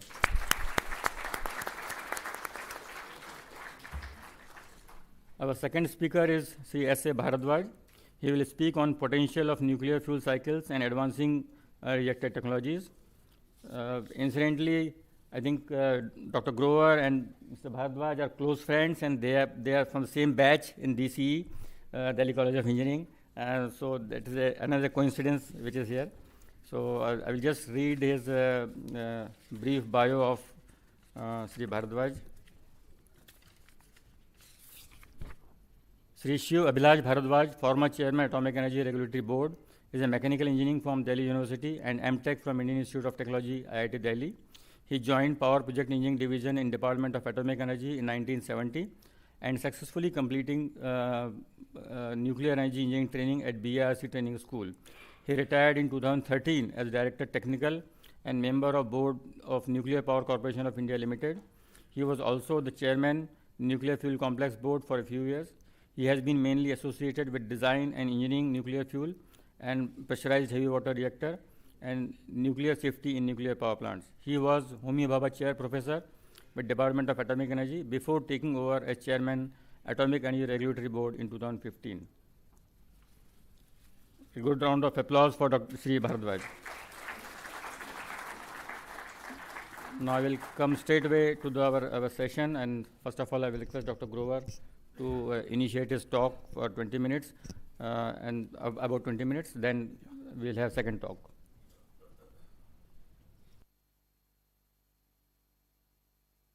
Yes. Well, I can still say good morning. We are 5 minutes short of noon time. As I've been just introduced, I'm worked as an academician and a scientist. came to Secretariat of TA, worked as a bureaucrat. So you will see the mix of both science and bureaucracy in the way I'm going to talk now here in the next 20 minutes. Next, please. I'll first talk about development-led transition to a net zero energy mix and integration of the energy system through electrification, which I'm explain what I mean by it. And we are moving to a regime. So far we have been thinking of load following generation. Now we are moving to a regime where we'll have to think in terms of generation following load to balance demand and supply. This is going to be a paradigm shift as we move forward. And multi-criteria assessment of different technology options. Then briefly touch upon the status of nuclear technology, uranium availability, and recycling policy. And maybe Shri Bharadwaj will go into details of these topics and then give some concluding remarks. Next, please. I think to give an historical perspective, I'll go back to a publication of 1971. If we see primitive man needed energy only for food, plant and animal, including animal feed, and it was only a very small amount, 2000 kilocalories. Then we shifted to hunting, to food, home and commerce was added, so it became around 5000 kilocalories. Then agriculture, advanced agriculture, industrial, technological. And in technological society, you needed energy for food, for home and commerce, for industry and agriculture and transportation. And see what was dominant for a primitive man became a very small fraction of the total energy consumption for a technological man. So this change has happened. Now when everyone says that when data centers come and advanced AI comes, energy is going to increase, this has been always happening. What we are witnessing now is a continuation of that historical trend going back to 10,000 years. Next, please. So in highly technological societies such as USA, daily per capita energy consumption in 71, which was there in the previous projection, was 230 kilocalories, which is equivalent to annual consumption of close to 97,000 kilowatt hour. Kilowatt hour expressed in electrical units. That was in 71, but in 23, from 97,000 it came to about 77,000 because of energy conservation measures. The corresponding figure for India is 7,500 kilowatt hour and the world average is 21,000. So you can see that we are below world average. As I said earlier, this is a total energy consumption expressed in units normally used for electricity. So one can note that energy consumption, energy conservation is bringing down energy consumption. In the case of USA, for which data is available, from 97,000 it has come to 77,000. But the global energy consumption is continuously rising, and I think this will keep on rising as we proceed further with the advent of new technologies which will get introduced. Next, please. I was very happy when in the first session, both the Chairman CEA and Secretary Ministry of Power, they talked about development, and particularly the remarks made by Secretary of Power that a few days back, Prime Minister hinted that we have to look at nations around us and what's happening there and try to move forward. In this projection, on the x-axis, I have final energy consumption. It's not primary energy supply, it is final energy consumption, and HDI on the y-axis.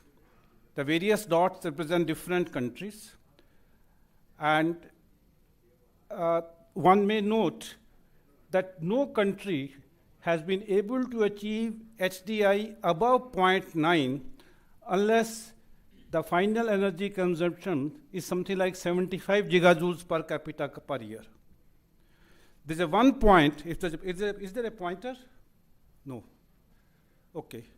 There is a one point which is an outlier. That you can see that point here, which has been, one country has been able to achieve HDI above 0.9 with less energy consumption, and this point corresponds to Hong Kong. Hong Kong cannot be a role model for us. It is a city-state, no manufacturing, no agriculture. They are able to have their most of the energy contribution from financial establishment which are there. We are a large country. We have to think in terms of agriculture, defense, manufacturing, everything. So our role model has to be something different. The point basically I want to make is Australia, Canada, France, Germany, Japan, South Korea, UK, USA, which are part of the G20 grouping, have HDI above 0.9, and that has to be the, model for us. We have to plan in terms of HDI above 0.9, and this is something I was talking on. This point is Hong Kong. India is here. So we need, for HDI of 0.9, we really need large amount of energy. And for moving from 0.8 to 0.9, you see there's a steep rise here. If you lower your target and make it 0.8, you will need much lower energy. So we have developed, based on as we move forward, there will be energy conservation measures, there will be electrification of all end uses, and we developed scenario and came up with the final number of energy which India will need. I'll come to that number later, but that number is not important. All it tells us that our energy requirement to become Viksit Bharat is very large. Second, if you look at the projections from, which are coming from people, energy centers in university in USA, they will always tell you a much lower number. And that corresponds to 0.75, 0.8, it doesn't correspond to 0.9. So this difference you will see in various projections. There are a couple of organizations in India who have projected similar numbers. Next, please. Okay. Now, as we move forward and require large amount of energy, we have to do it in a manner such that life cycle greenhouse gas emissions are lowest. This is the latest data from an international publication I am trying to give here.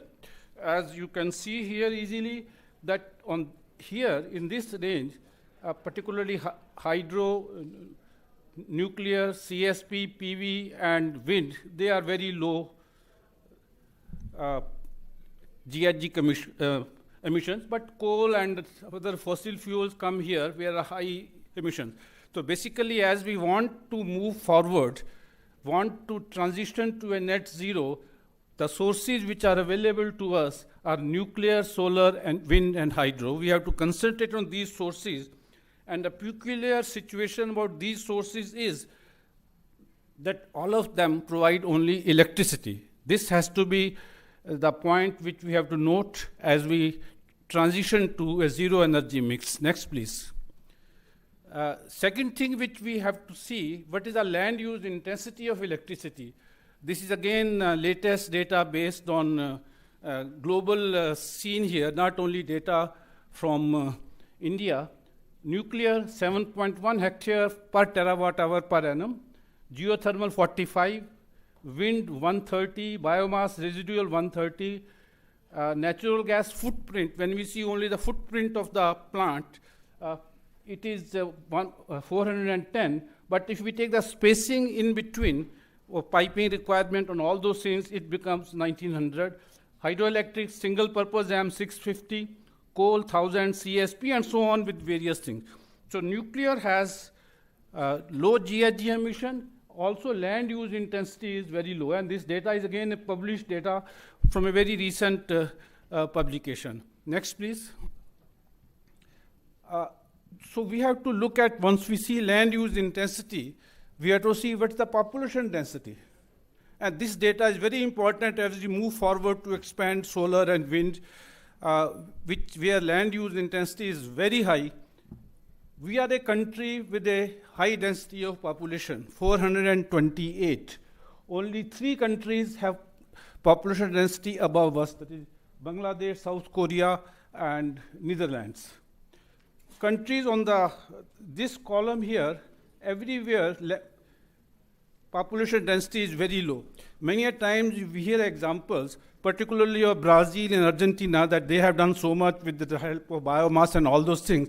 But see the population density there. They are able to divert a large mass of land towards biomass production.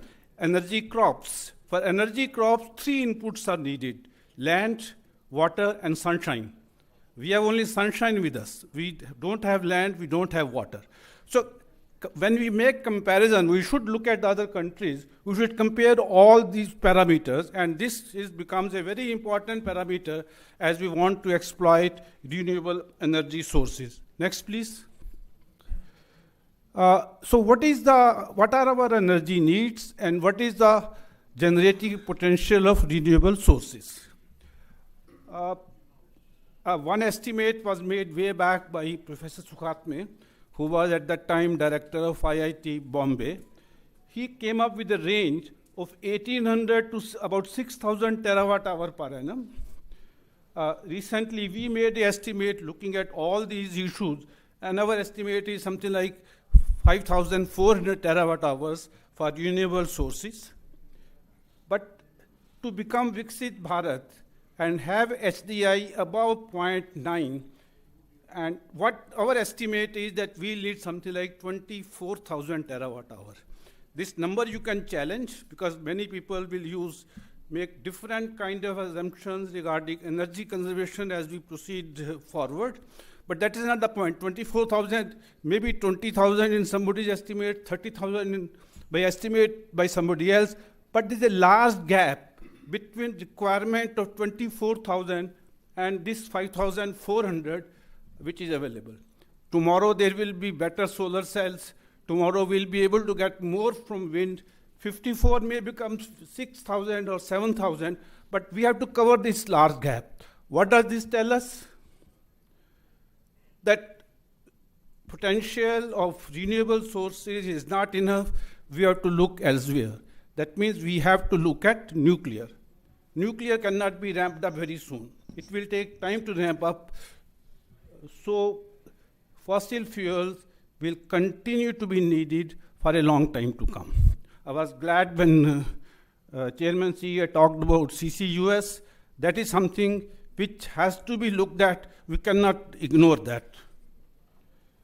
So task ahead for India is to electrify end uses, evolve a low carbon energy mix, and do so in a manner that leads to a development-led transition. I repeat this development-led transition. Many academics talk about when carbon emission is going to peak, what kind of pressures will come on to us. They are looking at transition-led development. In our country, with such a large population still dependent on biomass, we cannot follow that approach. We have to look at development-led transition. Next, please. So, next. So what will economy-wide decarbonization look like? Carbon dioxide is emitted by several human activities, including energy services, industry, and agriculture. In modern civilization, there are 4 materials which are used extensively: ammonia, steel, cement, and plastic.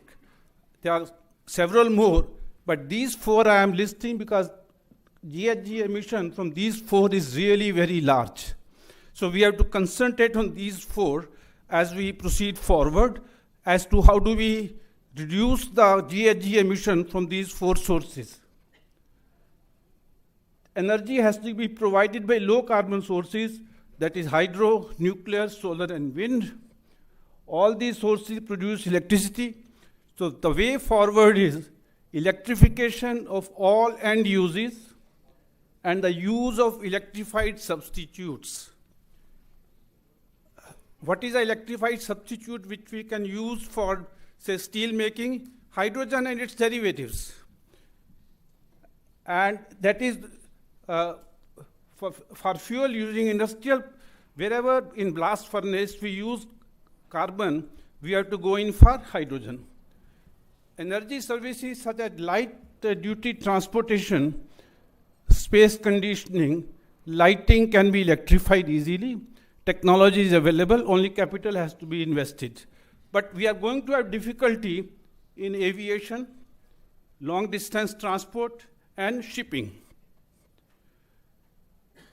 Production of carbon intensive materials like steel, ammonia, and plastics, where as we switch from carbon to fossil fuels to hydrogen, maintaining product quality will become an issue. And there a lot of R&D needs to be done. It's easy to say that replace everything by hydrogen, but difficult to implement when our aim is to maintain the same product quality. After all, these industries have evolved certain procedures over a long period of time based on R&D done on their specific requirements. And I'll not touch upon cement. Each production produces totally different kind of challenges. Hydrogen is the key to decarbonize hard-to-abate sectors. This we should remember. And provision of reliable electric supply that meets varying demand, again, has to be factored in. Here, hydrogen and energy storage will hold the key. I'm putting both hydrogen and energy storage together. Hydrogen generation and storage, they have to be used synergistically to provide a generation following load. We are looking at two in separate compartments. I think here a policy change is needed to look them at, because they can provide synergy to optimize the energy mix. Next, please. What will a future energy system look like? We'll have generation from nuclear plants, fossil fuel plants, from renewables, and biomass plants with carbon capture. All this will produce electricity. And then we have to have water electrolysis and grid-scale energy storage. And then industries where captured carbon comes here, and used in industry, electricity comes here. So all this is the total system we have to integrate and optimize. Again, I repeat, looking at hydrogen generation and storage in separate compartments is not the way forward. Whatever calculations which we have done, and similar calculations have been done by many academicians in universities abroad, they tell us we can reduce both OPEX and CAPEX if we look at them together. We have to minimize. Hydrogen is to be produced not for converting back to electricity, but for direct use in industry. This way one can save both CAPEX and OPEX, and that is the way forward. We have to use this to integrate the entire energy system, optimize that system as we move forward. Next, please. So nuclear is the key.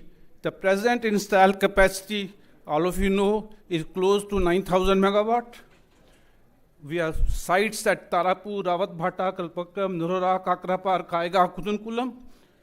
And we have 650 reactor years of safe operation. I was happy to see a video on safety pledge in the morning. To that safety issue, which currently we are used to in the electricity sector, we have to add radiation safety to that and ensure that as we move forward, we ensure radiation safety as well. 3 700 megawatt PSWR are working, and 13 units are at various stages of construction and planning, and NPCIL is working to get approval for 10 700 megawatt more. So total units of 700 megawatt, which is going to be our standardized units as we move forward. That number will become very large. Uranium is available from the international market after 2008, something which all of you know. We were able to get this waiver from Nuclear Supplier Group after a lot of discussion. I think all of you who have been following up the newspaper reports from 2005 to 2008 must be familiar with all those stories. I have lived through that period, participated in all negotiations myself.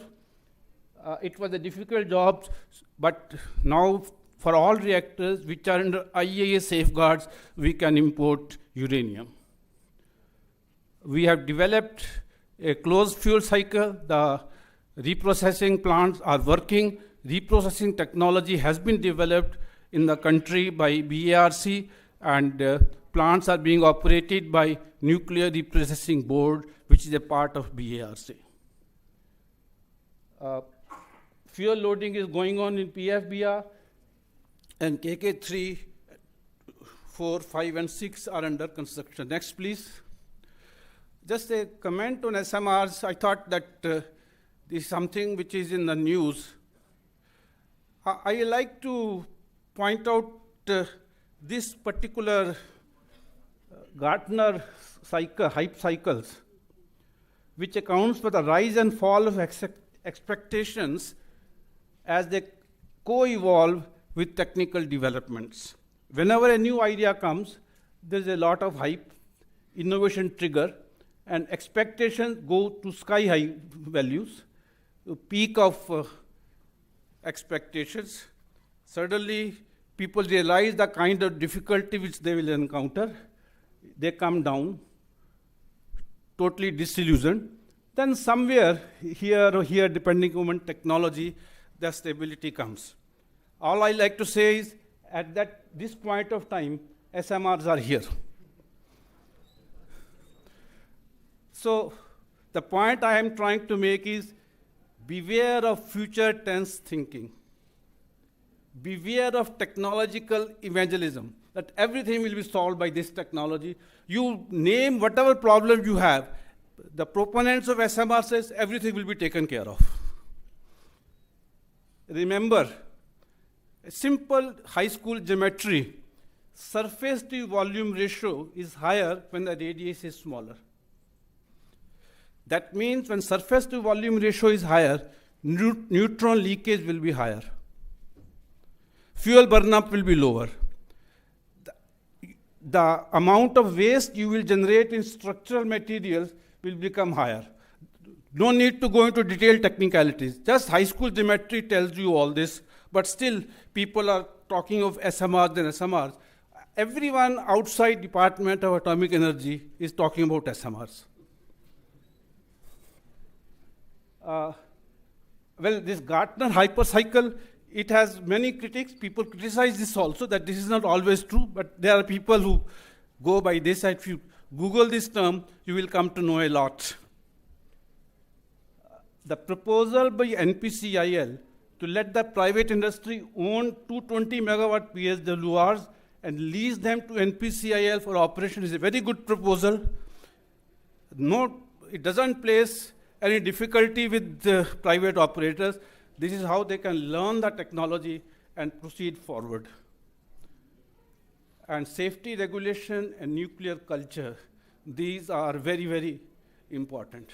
I'd just like to say something which many of you may not be aware, but since the government has been openly talking about it, I think I can also talk. You must have heard from Honorable Defense Minister making a statement that now they will go for 200 megawatt ships and submarines. Very recently, that statement was made about a week or 2 weeks back. Let me tell you, INS Chakra came to India in 1987. The first naval officer studied in Bach Training School in 1968. That was the lead time which Indian Navy used.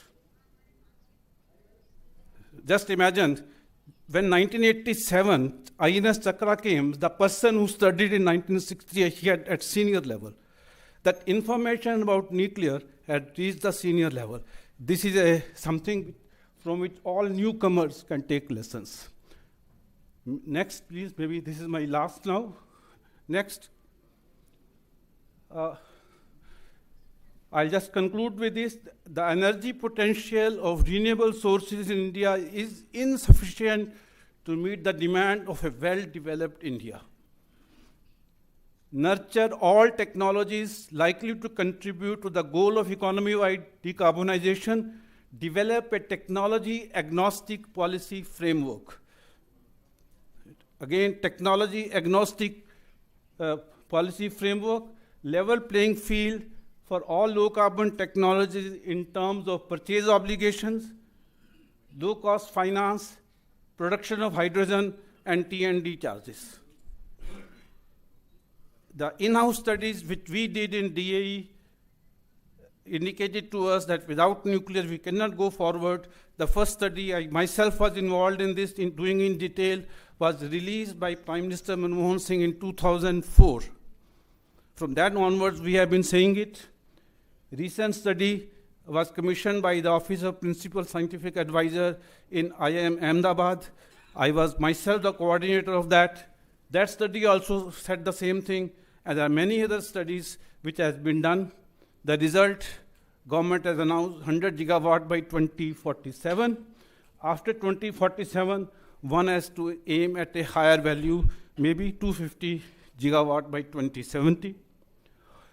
All power to power conversion processes from electricity to hydrogen and vice versa have less than 100% efficiency. Therefore, using electricity for end use will require less energy than secondary carriers like hydrogen. This fact is a simple scientific fact. We cannot ignore it. Still a part of 24,000 terawatt hour, which is our estimate for energy needs for a developed India, will be used as electricity and a part to produce hydrogen. Well, some hydrogen will come from biomass. To that extent, the requirement from other energy sources will be less. So, but we need 24,000 terawatt hour to have a HDI of above 0.9. I'm not telling by which year we'll achieve. That will depend upon several factors, which maybe CEA can work out and come up with a number. Electrification of end uses should be used to evolve an integrated energy system, optimized total system. CEA has to enlarge its role to include everything in that. And hydrogen generation and storage have to be used synergistically to provide a generation following load. That is a ground reality which we have to remember, that now we have to move to a time when we have generation following load. Next, please. Thank you.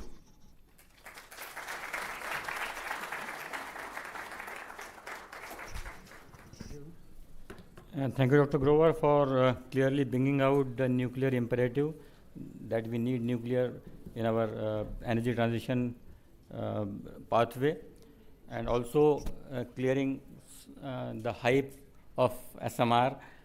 In fact, incidentally, in our report that we have submitted, we have already identified that perhaps SMRs will not be commercially available before mid-2030s, maybe 2033, 34. Perhaps that will be the time when we can expect. And also these unreasonable expectations from SMRs, both in terms of their attributes, that what they can achieve, and their availability, is also, I think, we have to be a bit more grounded on that aspect. So thank you for bringing out that thing. Incidentally, I have worked with Dr. Grover and Sri Bharadwaj in the two committees. One was on tariff committee of DAE, and other was on the nuclear energy bills that are being now revised. And I was fortunate enough to listen to some of the engaging discussions that these experts had, and whatever little I know about nuclear is thanks to people like Dr. Grover and Sri Bharadwaj. So with these, I request Sri Bharadwaj to start his talk. Thank you.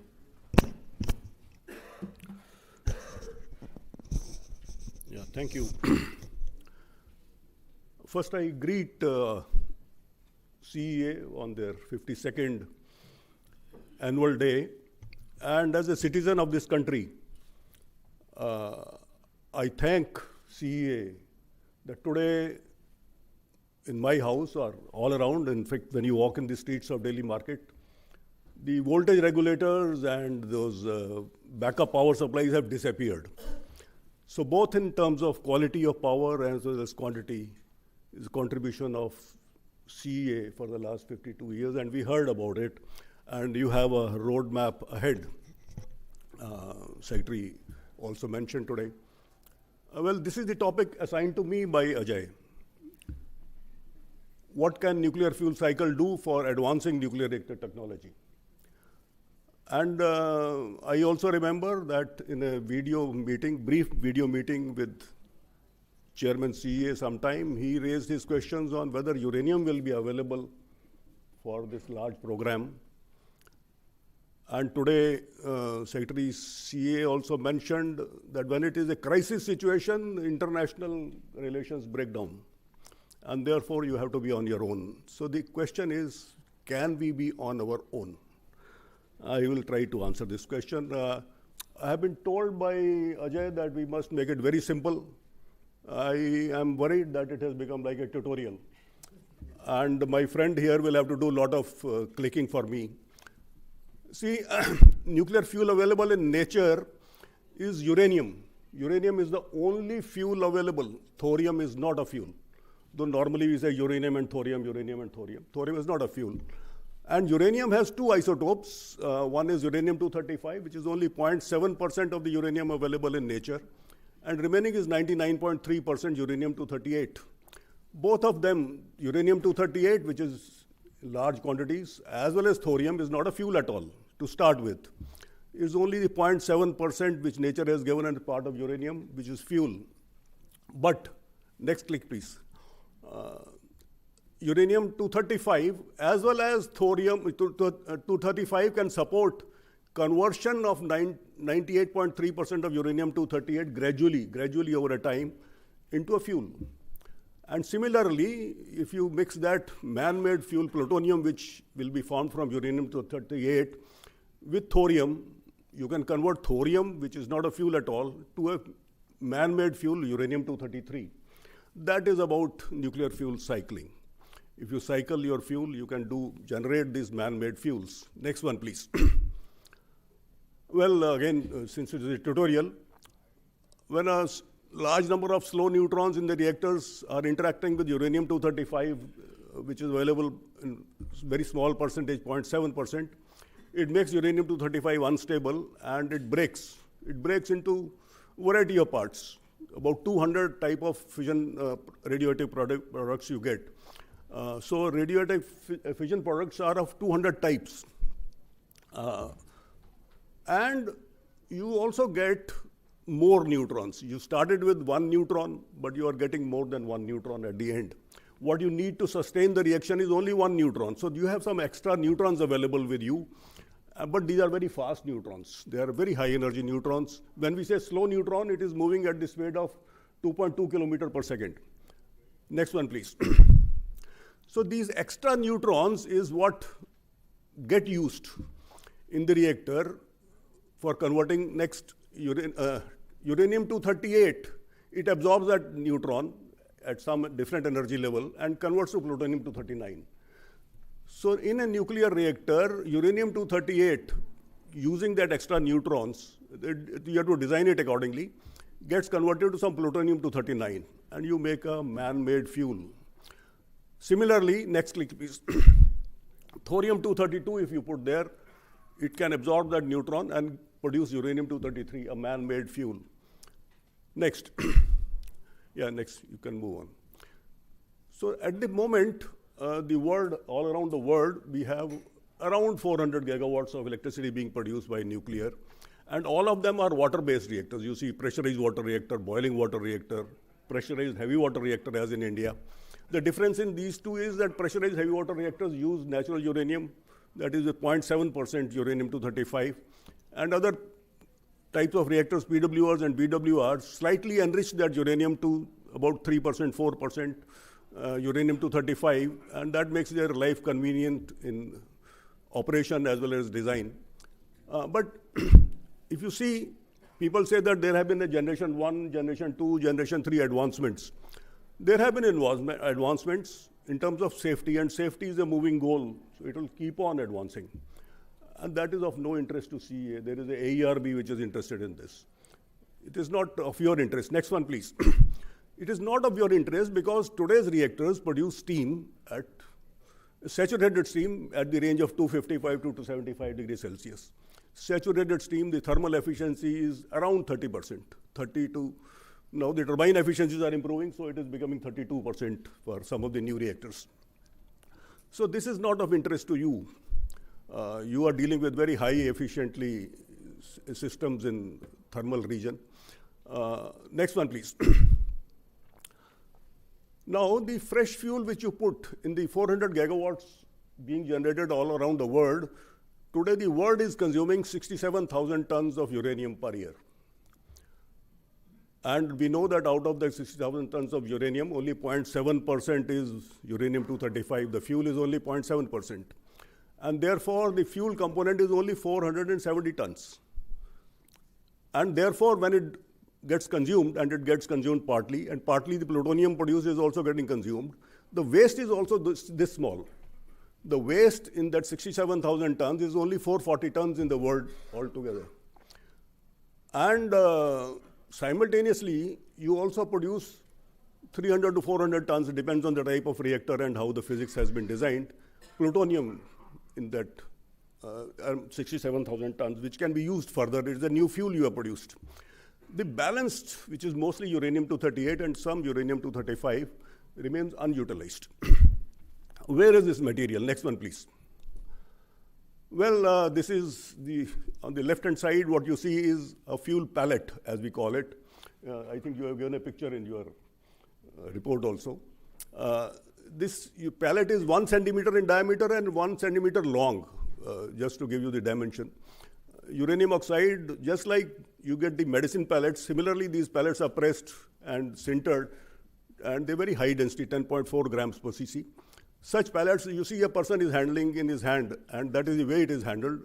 These pellets are loaded into tubes made of zirconium alloy. Zirconium is an alloy which is identical to stainless steel, but it does not absorb neutrons.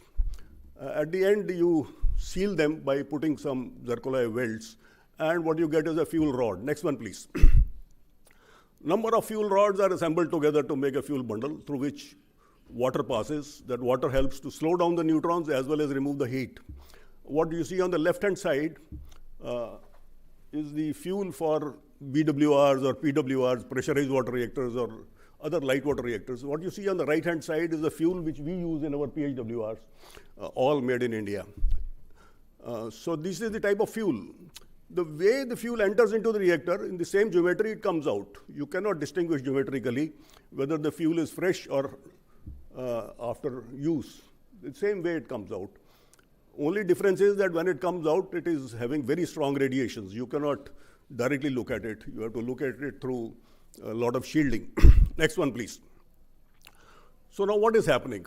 That 67,000 tons of uranium is somewhere getting mined, and in uranium mining, you may get 400 ppm, 1,000 ppm. Remaining is all rock, which has to be discarded.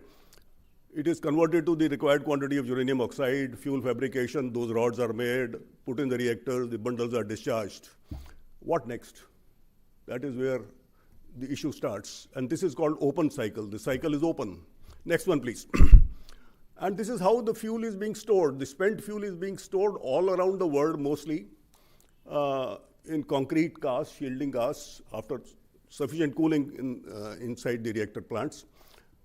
And this is piling up, waiting for next decision to be made politically by most of the countries, even though the technology is known, but political decisions are holding it. There are very few countries who are going ahead. And some countries, next one please. This is an example from Finland. One country only in the world has started storing this fuel, spent fuel, which is the same shape as you had put in the reactor.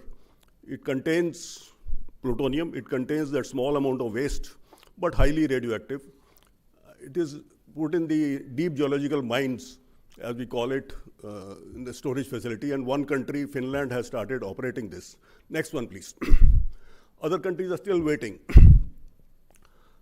Well, the leftover discharge from our own reactors, PHWRs, if you see, we have a waste of about 0.7% out of that, whatever tonnage we put inside.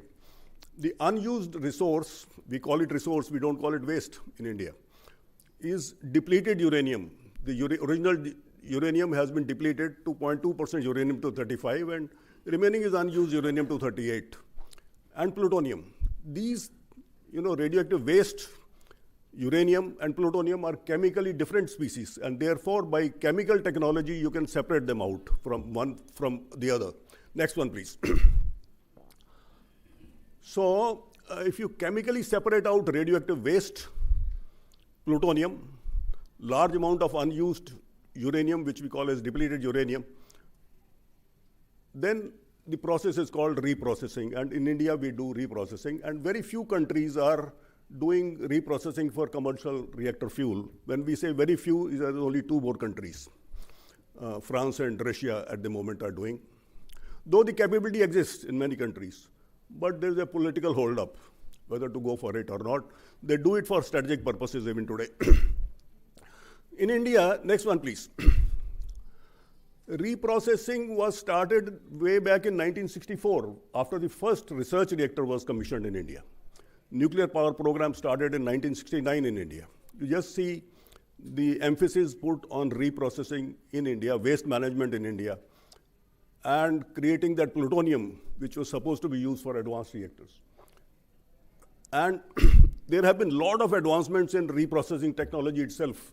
Today, from that waste, which is very small quantity, BRC is separating out many isotopes like cesium-137, strontium, some examples I've given here, which are available for medical use in the country. This is apart from the other isotopes they make in the reactors themselves. BRC has also developed a technology, and it is in use now, to separate out the waste. Is normally nuclear waste is blamed that it is very long life. It will be geological repositories will have to be monitored for, in fact, millions of years. There is no way to monitor, but that is the promise. There is some very small amount of waste which is active beyond 300 years of age. If you can remove that waste, which has a life of 7,000 years, or it goes up to 21 million years actually, if you can separate out that long-lived waste, which is negligible quantity of the waste, in fact 1/30th of the total waste, then you can partition the waste and burn that waste again in some reactors, finish it off. And that is what is being done in India. There's a plan right now, but the separation of waste has started. And the remaining waste is immobilized in glass matrix. We call it vitrification.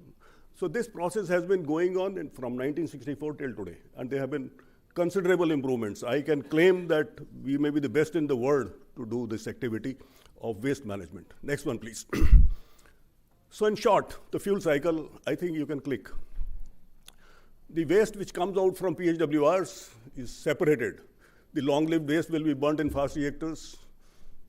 From PWRs, the waste will also go to small amount of waste. Now you see, for 1 megawatt electricity production or 2 megawatt electricity production in both, we are using 360 kilograms of natural uranium, but the waste produces only 2.4 kilograms, which has to be stored.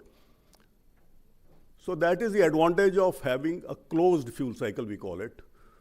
We reprocess the fuel, and the advantage is that we got fuel for fast reactors. We could burn the long-lived waste in fast reactors, and the waste to be stored for a long time is only 2.4 kilograms from 360 kilograms which we used. Next one, please. And therefore, fuel is available perpetually now, almost perpetually for next maybe 5 centuries. Reprocessing permits to get access to very large amount of fuel without any additional mining. Plutonium-239 is a fissile material. It is a fuel, just like uranium-235, and it can substitute for uranium in the present reactors. Not fully, exactly in the same design. If you want to put plutonium, some uranium has to be mixed up for physics requirements, but you can always design a new reactor for using fully plutonium. So fuel is available because India is having closed fuel cycle. Today, there are some limitations of reprocessing in the IAEA safeguarded fuel, which is, again, not a technical reason, but a political reason. It will get sorted out, because in all the contracts which Dr. Grover has, he has, under his leadership, have been signed with various countries, includes that we will reprocess the fuel. But the plutonium is such a material that if you use it with the fast neutrons, let the neutrons not be slowed down, that there be no water in the reactor, then it's a wonderful material. Next slide, please. If you use fast neutrons to hit the plutonium fuel, which is a man-made fuel, you get much more extra neutrons than you were getting with uranium. Much more extra neutrons. And these extra neutrons, next one, please. These extra neutrons, they breed more plutonium than they consume. If in a reactor you had put 1 ton of plutonium and you take out and reprocess that fuel, you get 1.05, 1.1, 1.2. It depends on how you have done the fuel design and physics. So you can multiply the fuel resource. That uranium-238 can be gradually burnt, consumed as plutonium, and again used. Similar thing applies to thorium. We'll come to that at the end. The other advantage is that since you have not used water, you have used, in fact, in our reactors, we are using sodium as a coolant. And when you use sodium as a coolant, its melting point is around 100 degrees centigrade, 98 to be, and the boiling point is 883 degrees centigrade. So you can go to high temperatures without putting the system under pressure. System is not under pressure. Today we are trying to reach around 500 degrees Celsius steam temperature. Sodium temperatures are 550. And the thermal efficiency will be 40%. So to meet the requirements of the power, you have to actually make only 2/3 of the reactors which you are making with the present generation of the reactors. Number of reactors required will be less. And these are safer reactors. Though the impression is that fast reactors are not safe, in fact, they are much more safe because they are at atmospheric pressure, they are operating. The chances of leakage of sodium, and it has a lot of inertia built in. The other advantage is that these reactors can burn that long-lived waste which we are today accumulating. So they'll be burning this waste. Fast reactors are essential throughout the world for sustaining nuclear reactor technology. If nuclear reactor technology is to sustain in the world, they'll have to come to closed fuel cycle, because managing that 67,000 tons for the last 30 years, they are accumulating that waste is a headache. Next one, please. The status is that the world was interested in fast reactors. 65 experimental fast neutron facilities were created around the world in 1970s. We also started in 70s. The fast breeder test reactor, the construction started in 1973 with the help of France. And now we are operating it for the last 40 years. In fact, next Saturday, in fact, we are celebrating 40 years of FBTR operating in the country. There have been 13 commercial fast reactors also in the world, out of which only 2 are operating, which is both are in Russia, BN 600 megawatt and 800 megawatt units. And they are working on creating a 1200 megawatt fast reactor very soon. Next few years they will put it. There are plants under construction. One is PFBR in our own country, 500 megawatts. And China is 600 megawatt, they are under construction. So the world was interested still in 1970s. But again, not so much as technical reasons, but maybe political or proven technology available quickly, the low-lying fruits of water reactors push this technology to the background. But next one. The world is still interested.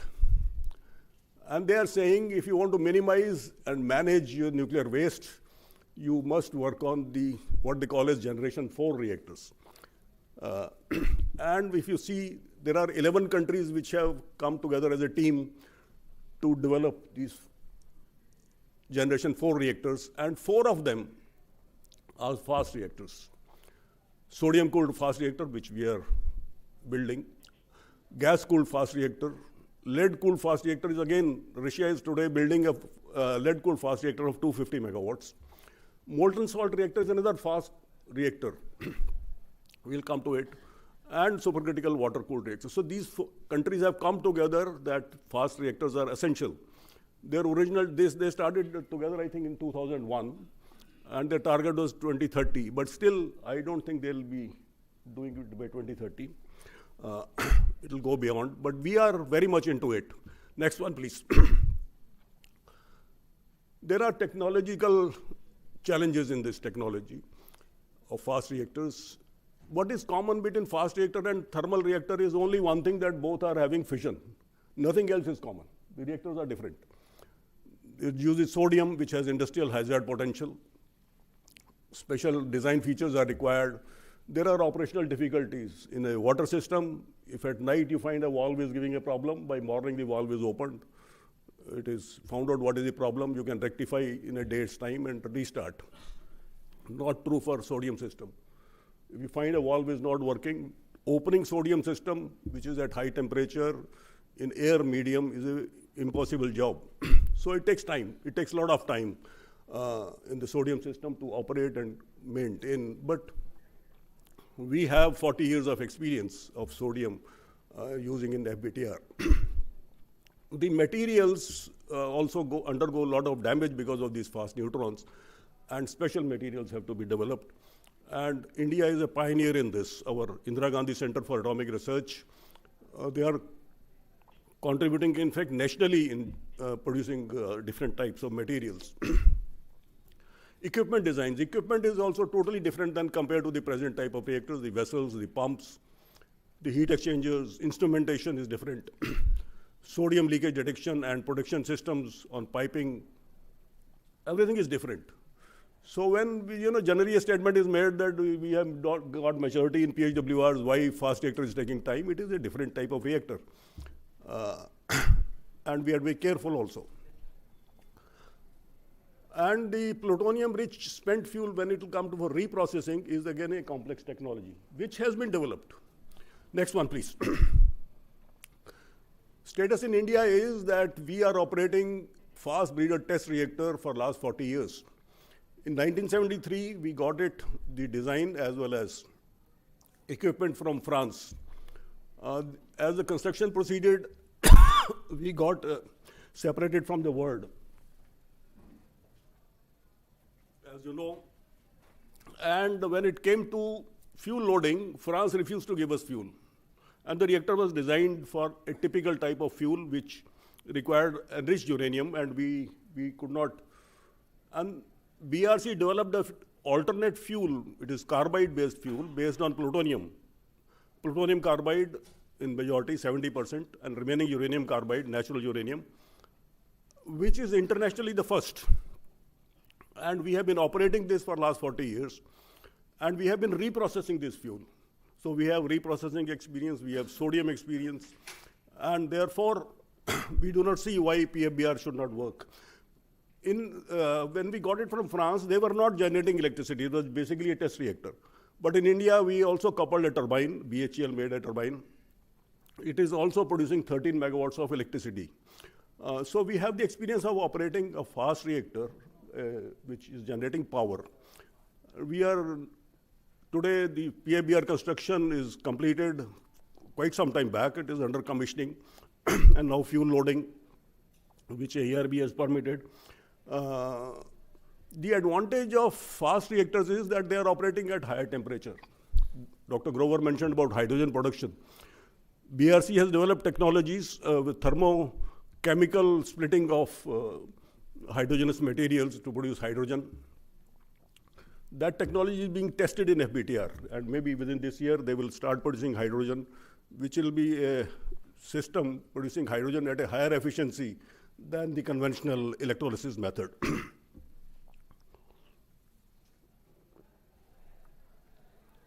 So these future reactors, advanced reactors, will also be able to produce hydrogen by a different system, thermochemical processes. Next one, please. Now comes thorium. Well, as I said, thorium is not a fuel at all, and it doesn't have advantage of that isotope within itself, which can produce neutrons. So it has to be supplemented by an external fuel.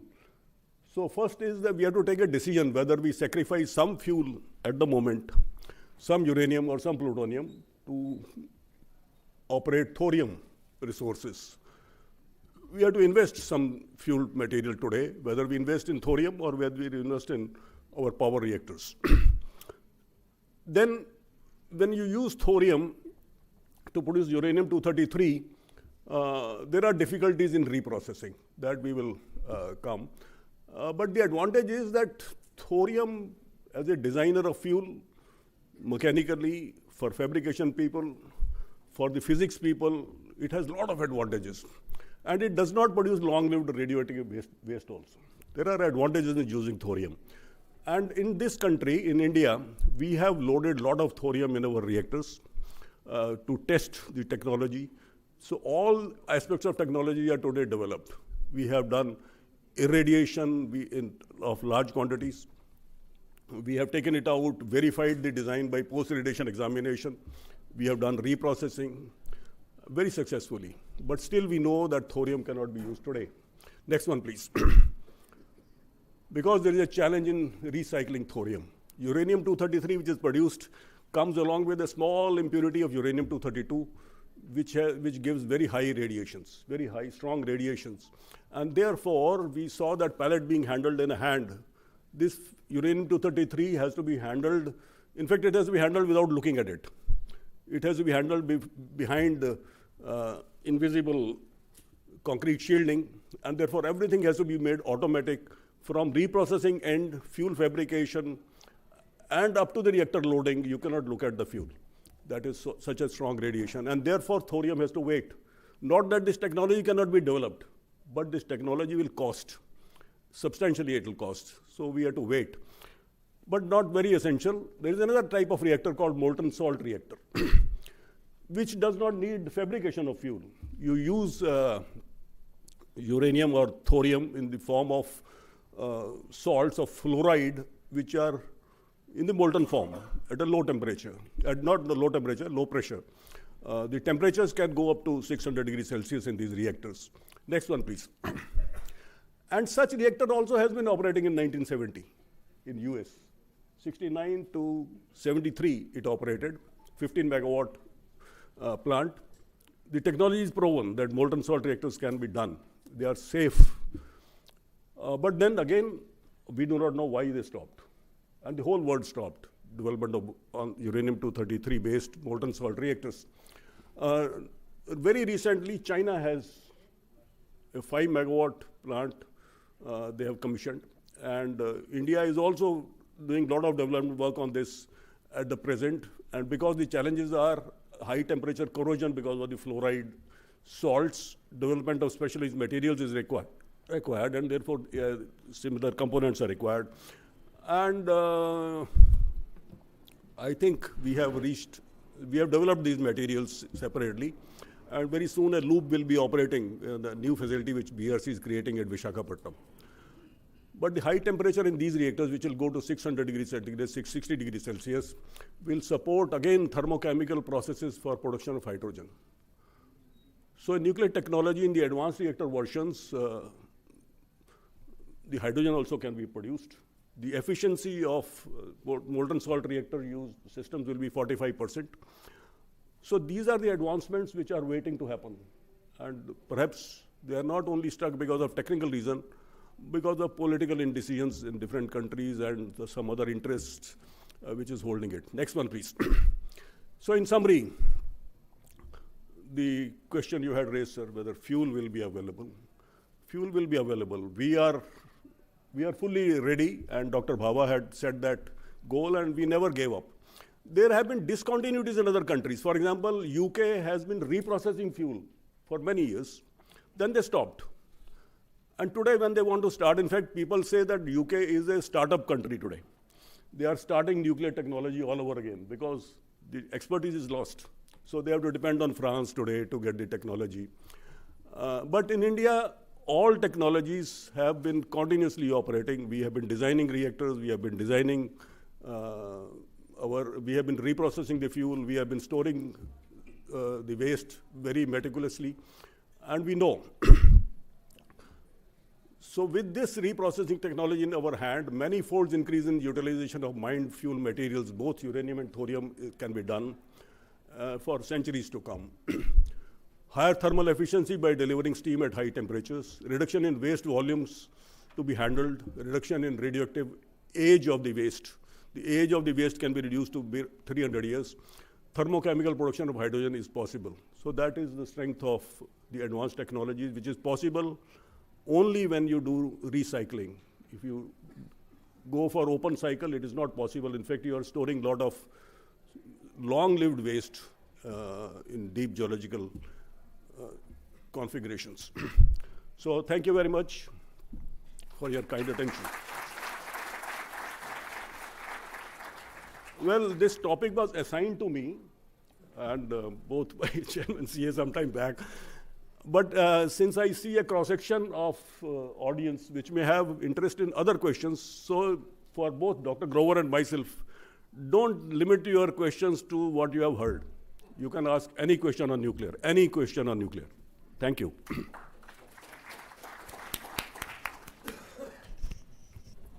Thank you, sir, for taking us in a short time, right from the starting of the how fission process starts and right up to the advanced nuclear fuel reactors that are being developed. So now we have some invited guests.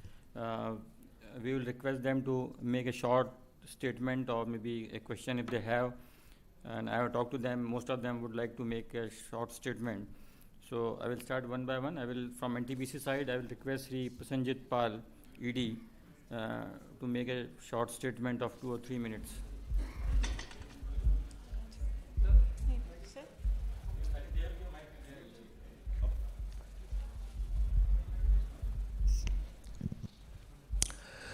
Good afternoon, everybody.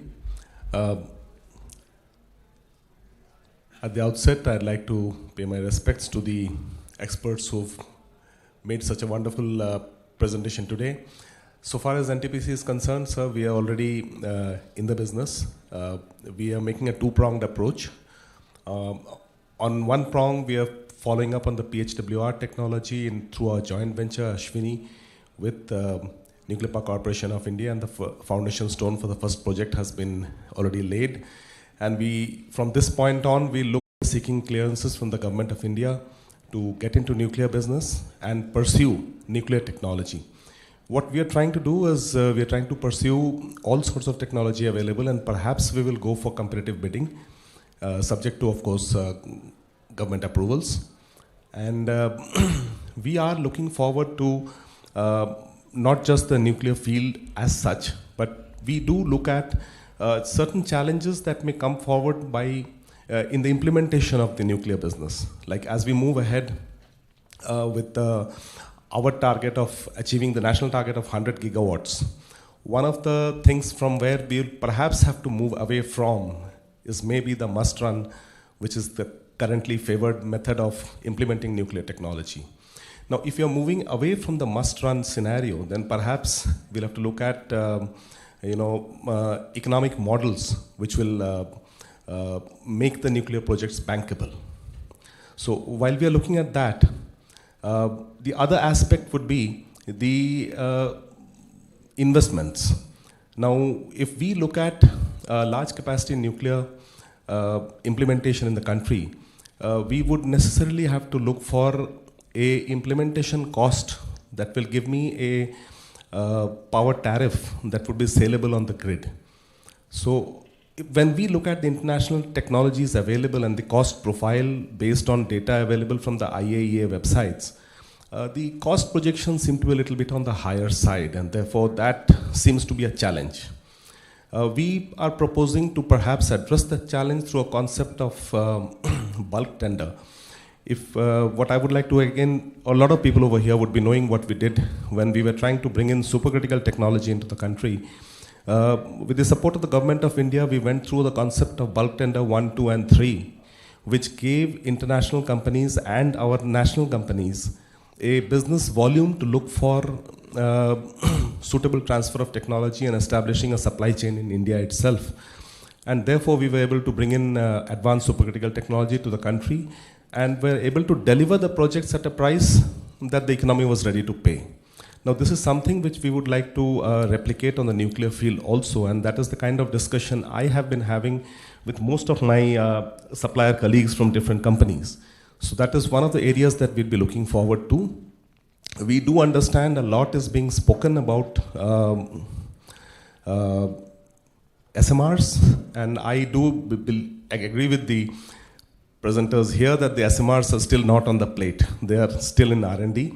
So until a technology is available on the plate, perhaps we'll not be in a position to really take it up forward. So what we are looking forward to right now is to leverage available technologies and look for scales that would give us economies of operation and implementation schedules. We'd definitely like to address that aspect through our strength in project management.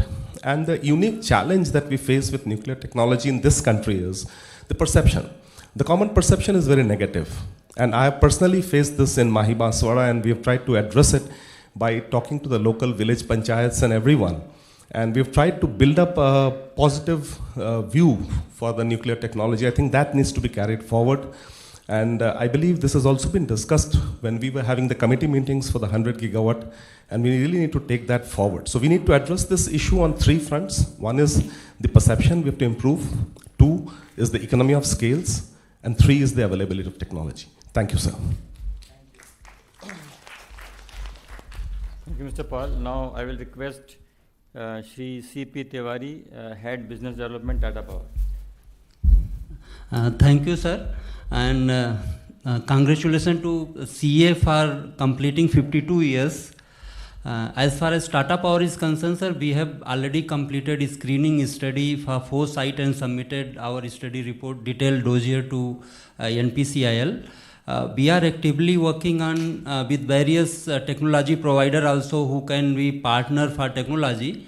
But till amendment to Atomic Energy Act and CLND Act happens, we are not able to move in that direction. As Dr. Goer rightly mentioned that even if somebody want to put up SMR, we can put only after 2032-33, because whatever interaction we had, initially we were thinking that Korean SMR, which they call ISMR, is ready, but recently we have detailed discussion with them. So their design, preliminary design is likely to be complete this year, and then they will be going for licensing, and licensing will take another 2 to 3 years time. So obviously, first they will build their SMR in their country, and then only our regulator probably will allow to put those type of SMR in our country. So any SMR which can be commissioned in India cannot be before 2035, that is our estimate. So within next 10 years, what we can do, like NPCIL has already come out with the RFP for BSR, we are very actively working on that part. And there are few challenges in that RFP also, because what is happening that there are certain elements in that RFP which needs to be discussed and optimized, as we have done some calculation and estimation, and O&M cost is coming very high. The PLF level given is very low, and once I'll assume that PLF level project is not becoming viable. So we are already engaging with NPCIL team, and they have already made 2-3 teams wherein we will be discussing each and individual issues and try to resolve. And as Dr. Goa has already mentioned, level playing field. So already we have already raised these type of issues with CA also, like NPCIL shall be given, this nuclear shall be treated as a green power. And many of our concerns are, I think you have already covered in your roadmap, like timeline, cost, tariff, and technology part. So I hope that if we will work jointly, and then we will definitely be able to find the solution to these problems also. Thank you very much. Thank you, Mr. Tiwari. Now I will request Mr. Kamlesh Nathani from Adani Power.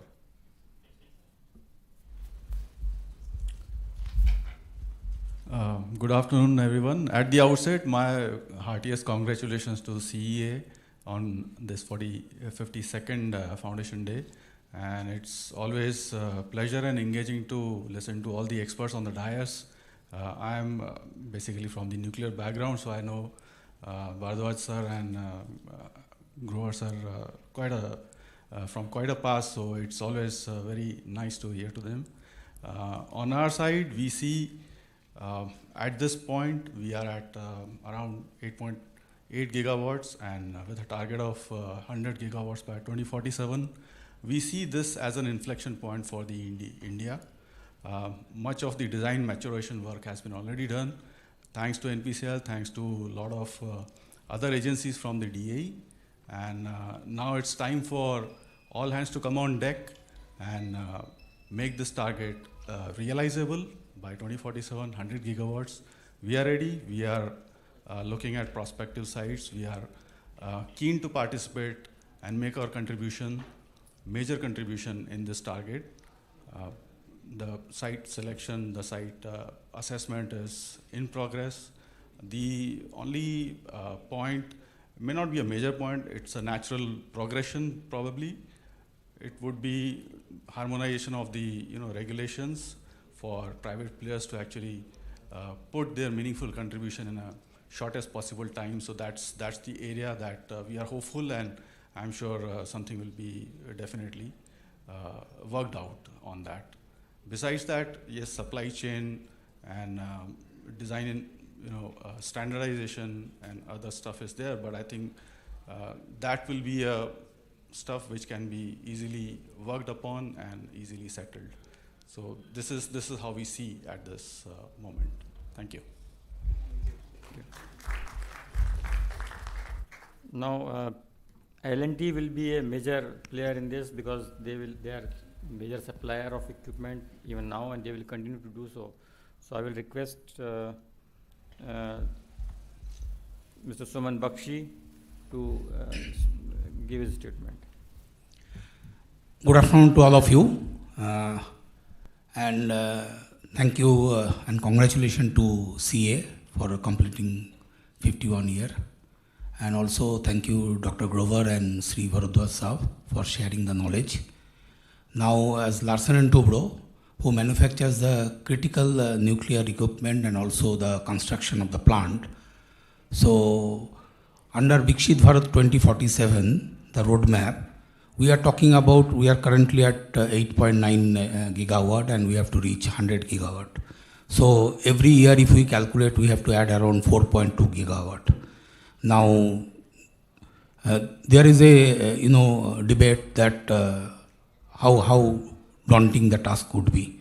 Now, our take on this is when we compare with USA, we have seen then between 1970 to 1990, they have added 4.7 gigawatt.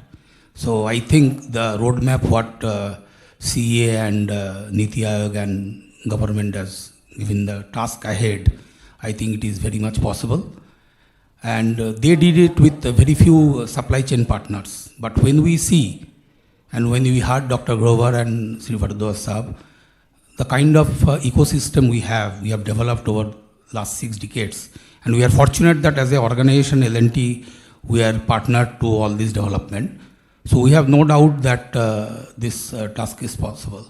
Now, we have our manufacturing facility in Hazira, spread across 755 acres of land. And currently we use hardly less than 20% of our capacity to support these nuclear projects. Going forward, I think when we talk about this Viksit Bharat 100 gigawatt, we will be requiring almost 24 steam generators per year to be produced. So we are ready, and from the civil and mechanical package or instrumentation package, electrical package, our heavy civil, they are also ready, and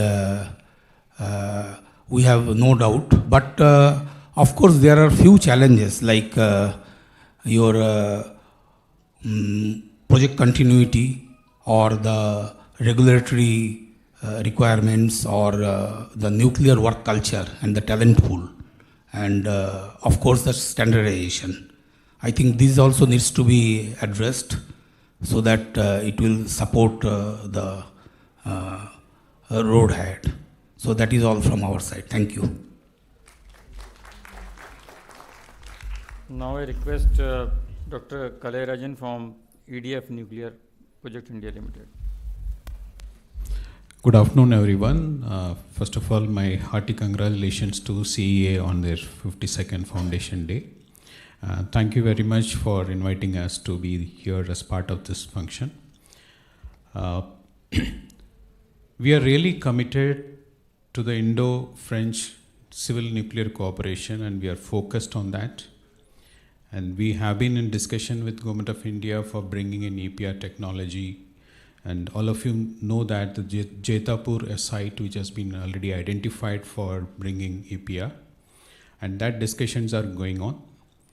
There are a few things which we would like to mention here after I heard from my friend Mr. Prasenjit Pal, that when we see the visibility of your fleet, otherwise I think when the visibility for a fleet is going to be there, I am sure that the cost will come down.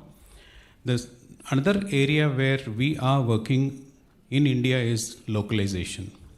We are very sure and we are very, very committed to meet the Make in India concept of Government of India's mandate. And we are in touch with the entire nuclear manufacturing industry. And we are in process of qualification of some of the vendors. The major challenge what we are looking at or what we are facing right now is the nuclear safety culture, which is not so prevalent in many of the manufacturers, like what my friend L&T has just spelled out. And that is one part. The second challenge is the codal standards complying with Indian regulations as well as the country of origin codal standards. So meeting with those kind of challenges from the manufacturers, that is another challenge. To reduce this kind of difficulties, we already started training services to all the manufacturing industry on RCC codes. So we have already completed 5 batches of RCC-M training. We have a plans to start RCC-E training, and all this codal training is planned. In addition, as part of localization and capacity building, we have already started EDF Nuclear Engineering in India, which is already catering to some of our EPR projects in UK. And that means the engineering design capability for EPR is getting developed in India already. And recently, last month, our own more group company, Framatome, has opened an office in Mumbai. So again, the design and engineering is going to be supported by Framatome also. And the third one, in terms of manufacturing sector, we have Arable Solutions, who is the IP holder of our EPR turbines.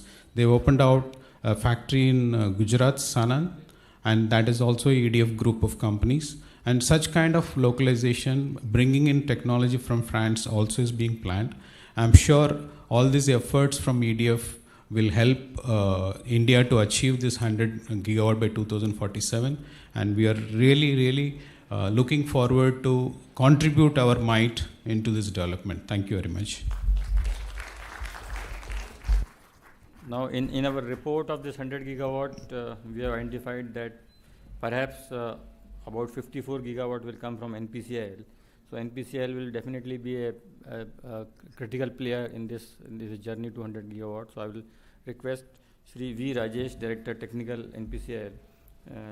He would like to make a short statement. Thank you. Good afternoon.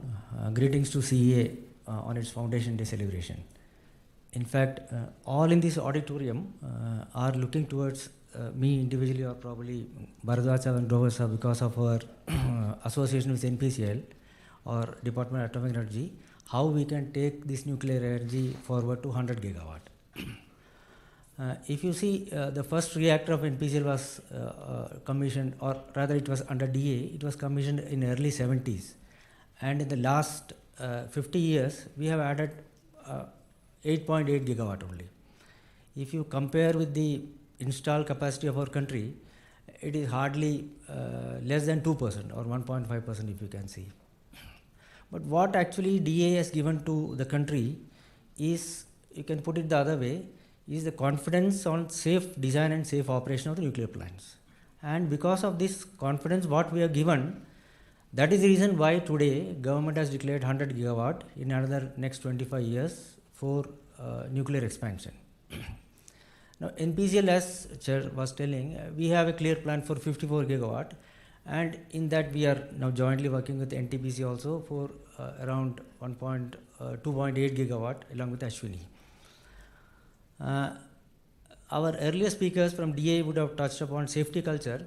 So here there are many aspirants to enter nuclear. I would like to give a parlance in this, which is essential, I believe, in this forum. Some few months back, if I am not wrong, in June, there was an Air India crash in Ahmedabad. Around 200 plus passengers died, and there were some other casualties also in the place where it crashed just after takeoff. You know, after that incident happened probably at 2 o'clock or 2:30 in the afternoon, and after that, around 5 o'clock or 6 o'clock, that Air India chairman, Mr. Chandrasekharan, if I am not wrong, he came in a plane and landed in Ahmedabad airport. And after that, Honorable Civil Aviation Minister also came in a plane in Ahmedabad airport. And by 8 o'clock, there was a press release that Ahmedabad airport operations were normalized. And that too, hardly 1 kilometer away, some 350 and odd, 250 and odd deaths happened. And imagine an equivalent parlance of 2011, where many of you would have seen in the TV that in 1990 Chernobyl accident happened. That time TV network was not there. But in 2011, Fukushima TV network was there, and all of us enjoyed that in the sea, or rather saw it in the TV. So that was an aftermath of a very huge earthquake and corresponding tsunami. Because of that earthquake and tsunami in Japan, probably deaths more than 10,000 would have happened. You can Google it and see. But because of that Fukushima happened, at that point of time, or maybe after some time, no deaths has happened and no injuries had happened. But what was the aftermath of Fukushima was, many countries in the world stopped nuclear. Germany totally stopped nuclear. Sweden, Switzerland and all stopped nuclear or went in a slow pace. But India was the only country which went ahead with nuclear. So, but our plants which were under construction at that point of time in Kudankulam and in Kakrabara, 700 megawatt plants, they went under rigorous review, design review again by the regulator. So it got delayed because of that also. So what I wanted to emphasize was, in nuclear accident, in fact, where no death, nothing has happened, a fear is there in the thing, and many countries ran away from nuclear, whom they were considering safe. So what is the reason behind this is, it is a fear because of this unseen or non-felt radiation, so-called radiation. So the designers, the utilities and the regulators of nuclear will be doing all acts and deeds to control this radiation, to have public safety, keeping public safety in mind. And whatever cost associated for that activities will have to be done. The motto of NPCL and obviously of Ashwini is safety first, commercial next. So all those private players who are aspiring that act will get amended soon and will be jumping into nuclear very soon should understand that NPCL is ready, because NPCL as of now is the only utility who can support in India, and we are taking some proactive measures for that also. NPCL will be hand holding or even body holding all those enterers who are into nuclear. But all should keep in mind that in nuclear there is only an entry route, there is no exit route. That's all. Thank you. Thank you. Now I will open the floor for questions, and as Bharadwaj said, yeah, sure. I think I will like to respond to one point which was raised by Mr. Prasanjit of NTPC regarding must-run status. I emphasized on this generation following load aspect, and whatever studies we have done in BARC and HBNI because of that only. It is desirable that we look at storage and hydrogen generation together, and for this I will request CEA to carry this forward, and whatever optimization studies we have done we can always share with you, and that is what we have to emphasize. We are entering a totally new era for nuclear to flex them the way thermal power plants are flexed is a difficult issue. When you ramp down a thermal power plant or coal-fired power plant, you save on coal, you save on greenhouse gas emissions. When you flex a nuclear power plant, what you are doing, you are inserting control rods in the reactor which are absorbing neutrons. The fuel burn-up doesn't change significantly. It's like curtailing solar power. Exactly same situation will arise in case of nuclear. So this idea that must-run status should be dispensed with, one should not even think about it. Thinking about it when we are looking for a zero carbon energy mix is not compatible. Nuclear power plants, the way we know them today, they have to be run at constant full power. It is amounts to curtailing solar power, curtailing nuclear, exactly parallel there, no difference there. This is what I think I like to tell you about. Thank you. Yeah. So now I will open the floor for questions. Yeah. Yes, sir. Sir, your permission, thank you very much. Congratulations to CA, first of all, for the very important Foundation Day. I've heard my old friends with great interest. Grover Saab, one point that I could pick out from your presentation is something which I think is practically not possible on the kind of mission we want to go, is that if you say that for the operation of the plants, only NPCIL will be involved, that will not be adequate in my view. You have so JV with NTPC, and I think NTPC has a fair amount of operating experience, and 3-4 years, you get a band of a few hundred engineers who are competent to all this, because if you want to launch on that scale, we can't have such a small band of people who are going to oversee operations. Let's plan on that scale, and the vehicle is already, I think, there with you. The other issue is about what Bhardwaj mentioned, I think. Fast breeder reactor, I remember my old friend Dr. Paranjpe having taken me there, I think, 35 years ago. But we have to again move faster, sir. We have to set out what we want. It is almost as urgent as, I would say, a military operation in India. The government has the will to do it. Global opinion is there, and for baseload power, there is no alternative. So I think we've got to be very bold in all this.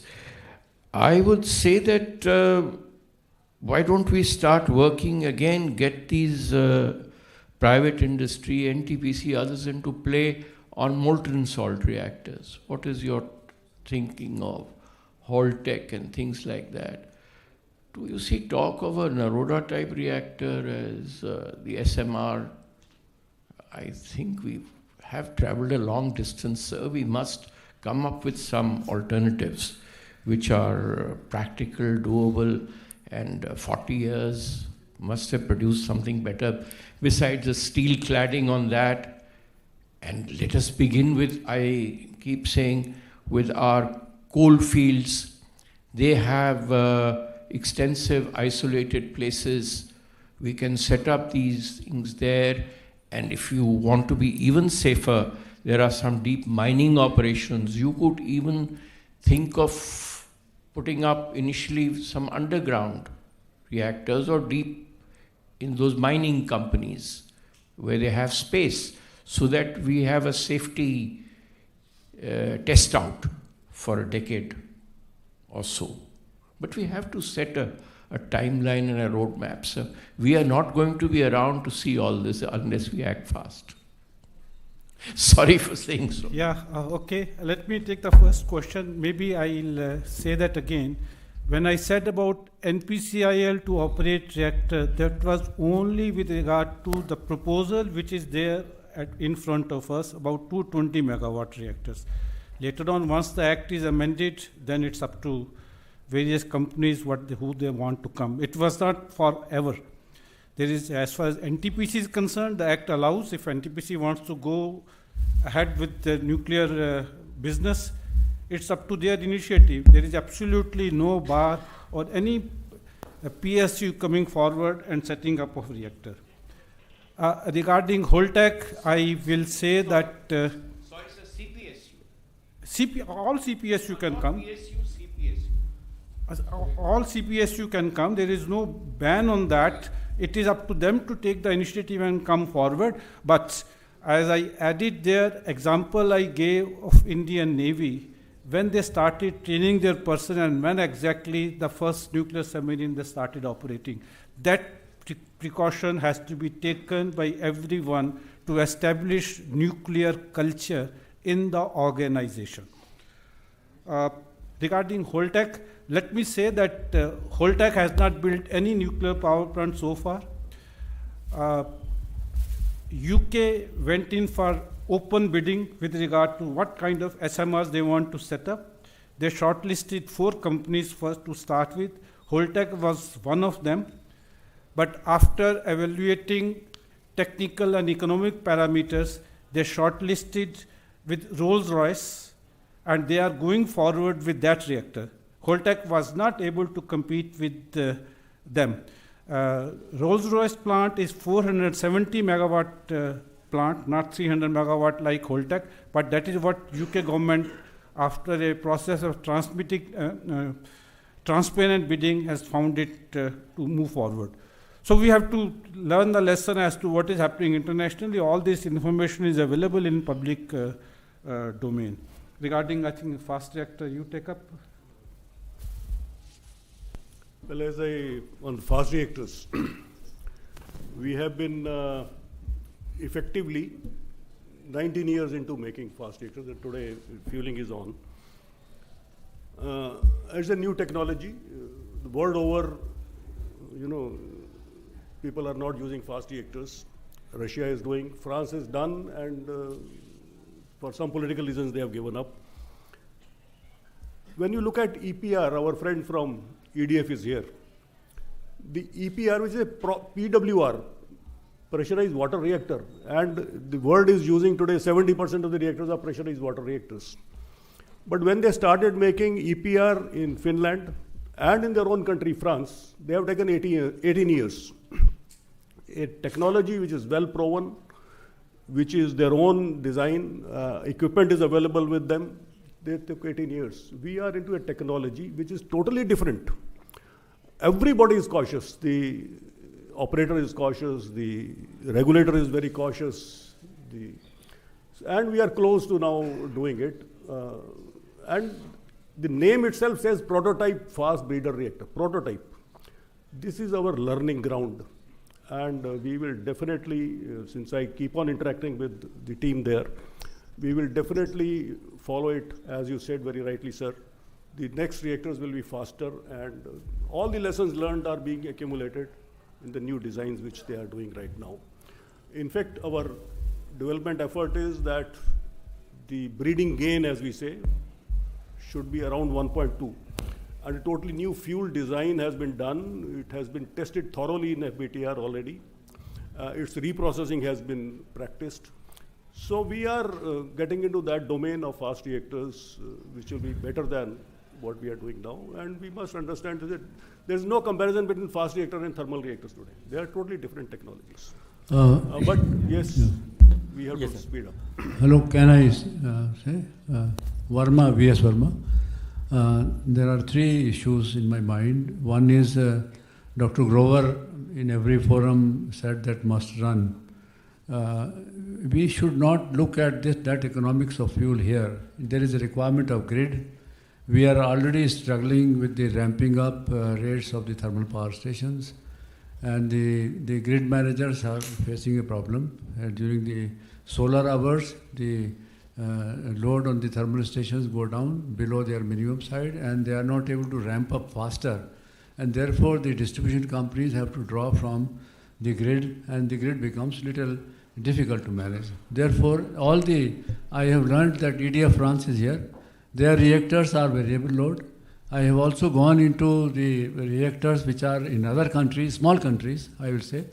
And they are also meeting this variable load conditions. Therefore, we must rethink that to manage our grid and more solar induction, whether it would be worthwhile to invest little more on your design issues and make the reactors variable load, number one. Number two, I also did not like that idea that private fellows will build and give it operation and maintenance with you. Why do you want to retain all these things with you? Even the NTPC joint agreement, you have retained 51% with you.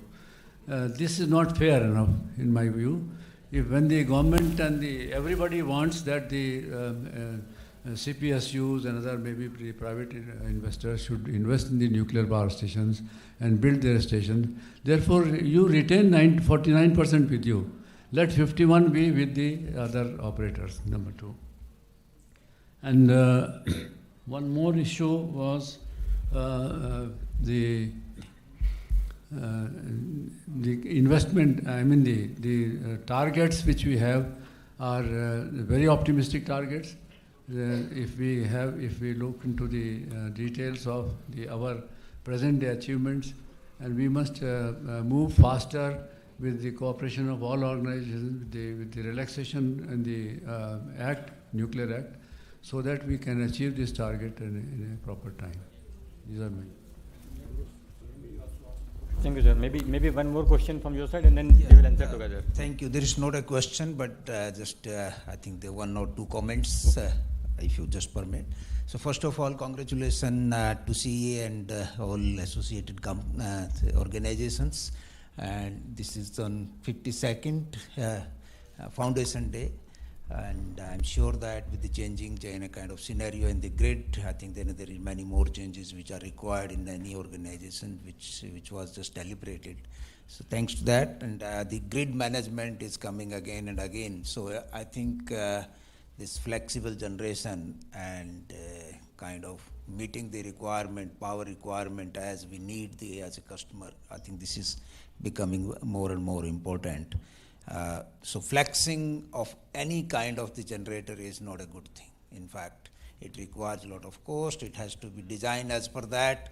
So unless it is designed, I think we are probably experiencing what is going on in our power stations. We are almost every time pained to see that they're flexing. It's easier to say and bringing out some of the regulations which really says that it can be brought down to this level, etc. I think this is a kind of, I think the constraints then need to be really acknowledged, if not.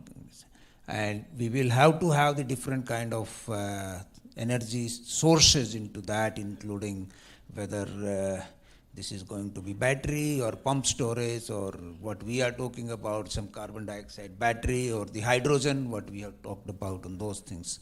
So that was the first comment from my side. But I think we should avoid this flexing of even the thermal power station, which was, I think, Vermaji also just mentioned on that side. So this is what I would request Chairman C and the entire CA, that while we are making some kind of rules, it need to be kept in mind. Otherwise, I think the very basis, the base load itself, the reliability of that, availability and reliability of the base load itself will be at stake, I think. And now I'm just looking at the grid, the custodian of the grid here, who really faces the real problem of managing this thing. But one or two more points, which I think, if you allow. The first one is, I must thank Mr. Ghanshyam Prasad, especially for bringing this topic of the nuclear on this Foundation Day. I think that was very, very, I think, apt, because the first thing which was coming out that everybody is scared of this, and there is a need to educate and make aware each and every citizen in the country that nuclear is like aviation, it is safe, and it should be really encouraged. And probably the discussions at the forum like this, it is going to go a long way. So that's again, thank you for taking up this subject and inviting, I think, the experts and the best of the experts available in the country. I think that's what it is. I, along with Mr. Ajay Talgaonkar, we had some visit and we met some of the people, including IAEA. And from that day onwards, I decided that I think SMR is probably something which industry has to look at, not the power generator like NTPC, number one. And it has to be used for the energy source rather than only power source. I think these are the two comments which I would like to make very clearly. I think the people in this room who are from the industry, if there is any, then they should take a note. And we have called it an SMR, small modular reactor, but when I was interacting with Rolls-Royce, what Grover Saab just mentioned, that 470 megawatt, and they were more than happy to cut this SMR, the small modular, they said that this is modular power plant. Because it's no more a small modular reactor. It's a small, not small, medium. Modular power plant. All medium reactors. So this is what I think this is what we really need to try to take a note of. And modular can be anything. It can be smaller. In fact, when this A380 came, I think this is a big one. This is also modular. So probably the standardization and modular concept goes together, and that is one of the things which we will be able to really move faster. The other request which I would like to make through this forum is that NPCIL deserve all the credit and kudos to this DAE and BARC and the NPCIL that we are now self-dependent, Atmanirbhar, and that too also in the nuclear power through PSWR. So really I think the commendable job. The point is that how much we can exploit that and whether we can standardize it, or whether we would like to go for just searching out all kind of technologies available in the world, and we really go for bid out and get those kind of different kind of the equipments from. I know that friend from EDF will be start looking at that what I'm saying, because it can be from EDF, it can be from Westinghouse, it can be from Korean, it can be from Holtec tomorrow if it is succeeding, and Rolls-Royce and so on. So whether it will be advisable, I would request even CE to just start, and I will be more than happy to include myself, whatever, if I can contribute in ITA of that.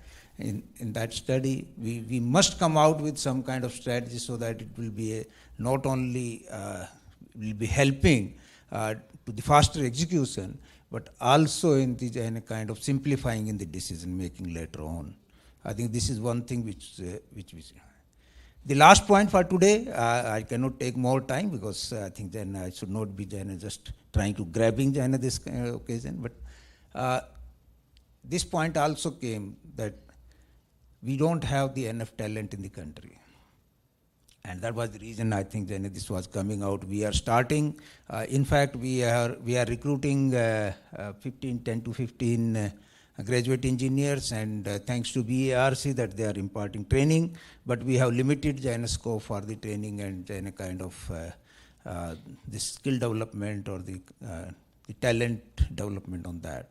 So my request, which I have already made, I have no hesitation to share, that I have already written to government, that at least we should be allowed to recruit the people who are now retiring from NPCIL or BARC or DAE for 5 years, at least once, so that they will be able to help to really groom the people whom we are now recruiting. I think that is going to, it's not only providing a kind of opportunity for the superannuating persons, but I think this is a need for the country, which really, I think this is the another point which I just wanted to share here.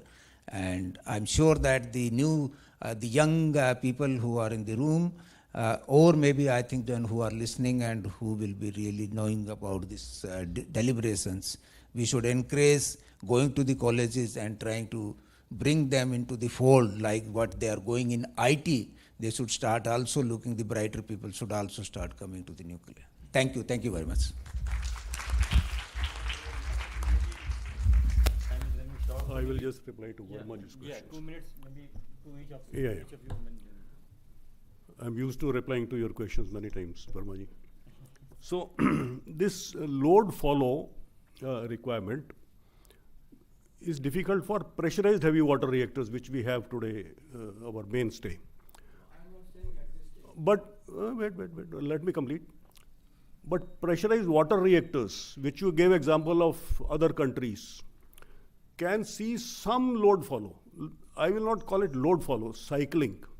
And that is pre-known cycling, that every Saturday, Sunday, there will be a reduction in the demand and you please reduce. So it is a pre-planned. You cannot suddenly ask them to reduce today. But everybody is working on this today. But let me tell you, Grover mentioned about submarines. Submarines are load follow. Suddenly the captain says, run, high speed, it runs. But that fuel is different. The whole reactor concept will have to be changed. So not the existing reactors, but it can be designed. It can be designed, the fuel has to be changed. PHWRs are not possible to, because PHWRs we are operating with natural uranium. Everything is economized. Every thou of the material which goes inside should not absorb neutrons. We are short of neutrons. It cannot. You have to dump steam and waste fuel, as he says. But PWRs, pressurized water reactors, which BRC is now designing, and they have designed submarines anyway. So we know what is to be done. But it is a fallacy to say that other countries are doing it. Not doing it. It is a pre-known that at this, pre-known, yes, it can be done. That is one question you asked. Then second is, this NPCL, maybe NPCL can answer better. NPCL holding hand, or all NPCL saying, oh, we will operate. I think this option is for captive power players who want to have 220 megawatts for their steel mill or for aluminum plants or whatever. Yes, the operation NPCL will do. We must know that one accident anywhere, Fukushima has brought the whole world to a standstill, and there were stress tests and all those things. The Prime Minister of India said, if within 6 months you don't come with a solution, I will stop all power plants. That was his statement. And NPCL did. Within 6 months, we executed what we thought should be done. And we know that in 2 years' time, rest of the world did the same thing, what we did here. So an accident cannot be tolerated. And all three accidents which have happened are operator-related or management-related. They were not technology-related. So we have to be cautious. Why? No. So, see, what I have been saying informally to people is that you do one project with NPCL end-to-end. One project. And then, yes, and that is what Dr. Grover said, in Navy when they wanted to do, they put their people in BRC training school in 1968. Not only training school, they went to our power plants, they operated, they worked, some 10, 15 years in advance. And one project, right now one project like NTPC is going to do, Bhai Baswada, one project end to end and you are into it. That is how we also learned. We, learned from Americans and Canadians, the first plant. And then we are on our own.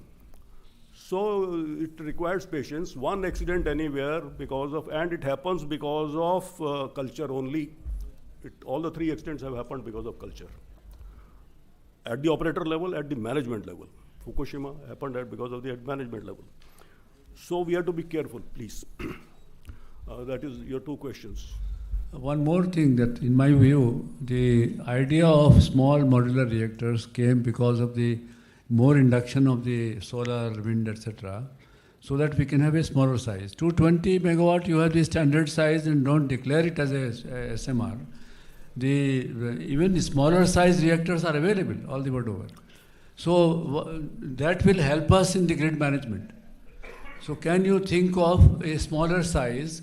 Now you have developed a sufficient expertise for design, etc. on this one. And don't declare your 220 megawatt as SMR. My suggestion to you.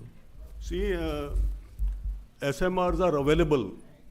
Today submarines are running, ships are running on nuclear technology. These are SMRs only. And same technology with some modification is being marketed. No country which has designed SMR or are today coming out with the technology want it in their own country. They want to sell. There must be some issue. It is very costly. It cannot compete with the present technology at all. It just cannot compete. There are other solutions. Today we heard from Chairman CEA that pump storage system. Every day the number is increasing. Why not use? Why not integrate the whole effort? Hydrogen generation, he said. So there are other solutions to this, for grid management. And I said pressurized water reactors, we get into that technology. PHWRs have a difficulty, and we are getting into that technology. It will take some time. Thank you. I think we are already overshot our time. So thank you very much, Dr. Grover and Sri Bhardwaj, for a very engaging session, and all the audience for thoughtful questions and patiently listening to us. Thank you so much. We are thankful to our esteemed experts, Dr. Ravi Grover and Shri Shiv Abhilash Bhardwaj, for the insightful presentations. Sirs, your presentation have greatly enriched our understanding of the future of nuclear energy in the country. Thank you, Shri Ajay Telgaonkar, for expertly steering this session and guiding the discussion so smoothly. We truly appreciate your time and insights. I now request Chairperson CA Shri Ghanshyam Prasad to kindly come on stage to felicitate Shri Ajay Telgaonkar, Dr. Ravi Grover and Shri Shiv Abhilash Bhardwaj. Please, round of applause, please.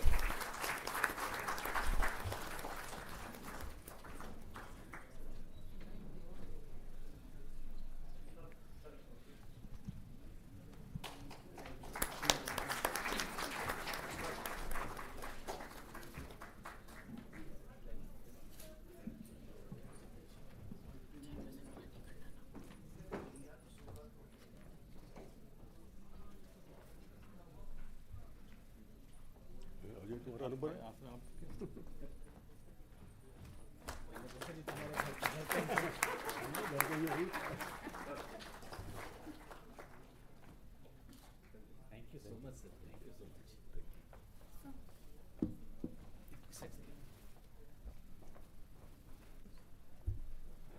Thank you, Ajay, for sharing this session.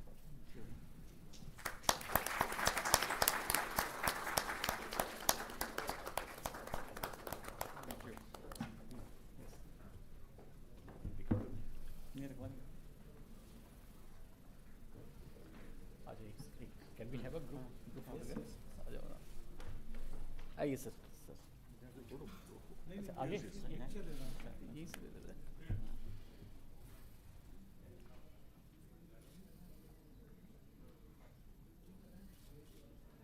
Thank you so much. Thank you.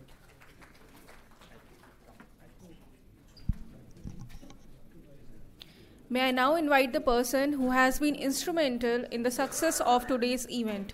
I would request Shri Rakesh Kumar, Secretary CEA, to kindly come on stage and share the vote of thanks as we conclude this day.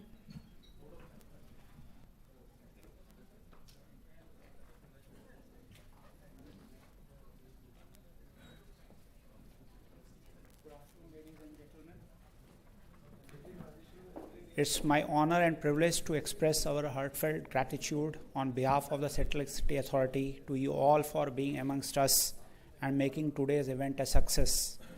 First and foremost, our deep gratitude goes to our Chief Guest Secretary Power, Shri Pankaj Agarwal ji. Sir, your presence and inspiring address have enriched our event and left an indelible mark on our hearts. Sir, your insights have always been a rich source for future guidance to us and the power sector as a whole. We express our sincere thanks and gratitude to the two keynote speakers of today's session on nuclear energy, Shri S.A. Bhardwaj ji, former Chairman, Atomic Energy Regulatory Board, and Dr. R.B. Grover ji, Member, Atomic Energy Commission and Emeritus Professor, Homi Bhabha National Institute. Thank you, sir, for your kind acceptance of our invitation, sparing your valuable time and traveling all the way from Mumbai to be here amongst us on this occasion for sharing your key insights on the subject. We also thank Shri Ajay Telgaonkar, Member APTEL, for the moderator of today's session on nuclear and for its smooth conduct. We also express our sincere gratitude and heartfelt thanks to the distinguished dignitaries, seniors from Ministry of Power, APTEL, CRC, Central Water Commission, CPSUs, CPRI, NPTI, CBIP, BEE, Tata Power, Adani Power, L&T, EDF Nuclear Projects, Department of Atomic Energy, NPCI, and ex-chairperson and members, CEA, who have joined us to celebrate this yet another milestone in our long journey and inspire, motivate, and guide us. We express our sincere thanks to our event sponsor, NTPC, for their wholehearted and consistent efforts throughout to make this event a great success. We also express sincere thanks to CBIP, our event partner, in their full support as always in making this a success. We express our sincere thanks to Chairperson CA for guiding us and the officers of the Central Electricity Authority who volunteered for their time and efforts in various capacities for ensuring smooth conduct of this program. We would also like to thank the officers and staff of CA who have worked in the background towards the success of this event. We would like to thank our compeers who have guided us through the program with grace and professionalism. As we close this celebration, let us remember the milestones we have achieved, the inspiration we have gained, and the collective energy that propels us towards an even brighter future. Thank you, and we look forward to your continued support and success in the years to come. Have a wonderful day. Now I would like to invite you all for the lunch. I request all CA officers to be initially seated for a few minutes to facilitate smooth movement of our invited dignitaries to the dining area. Thank you once again.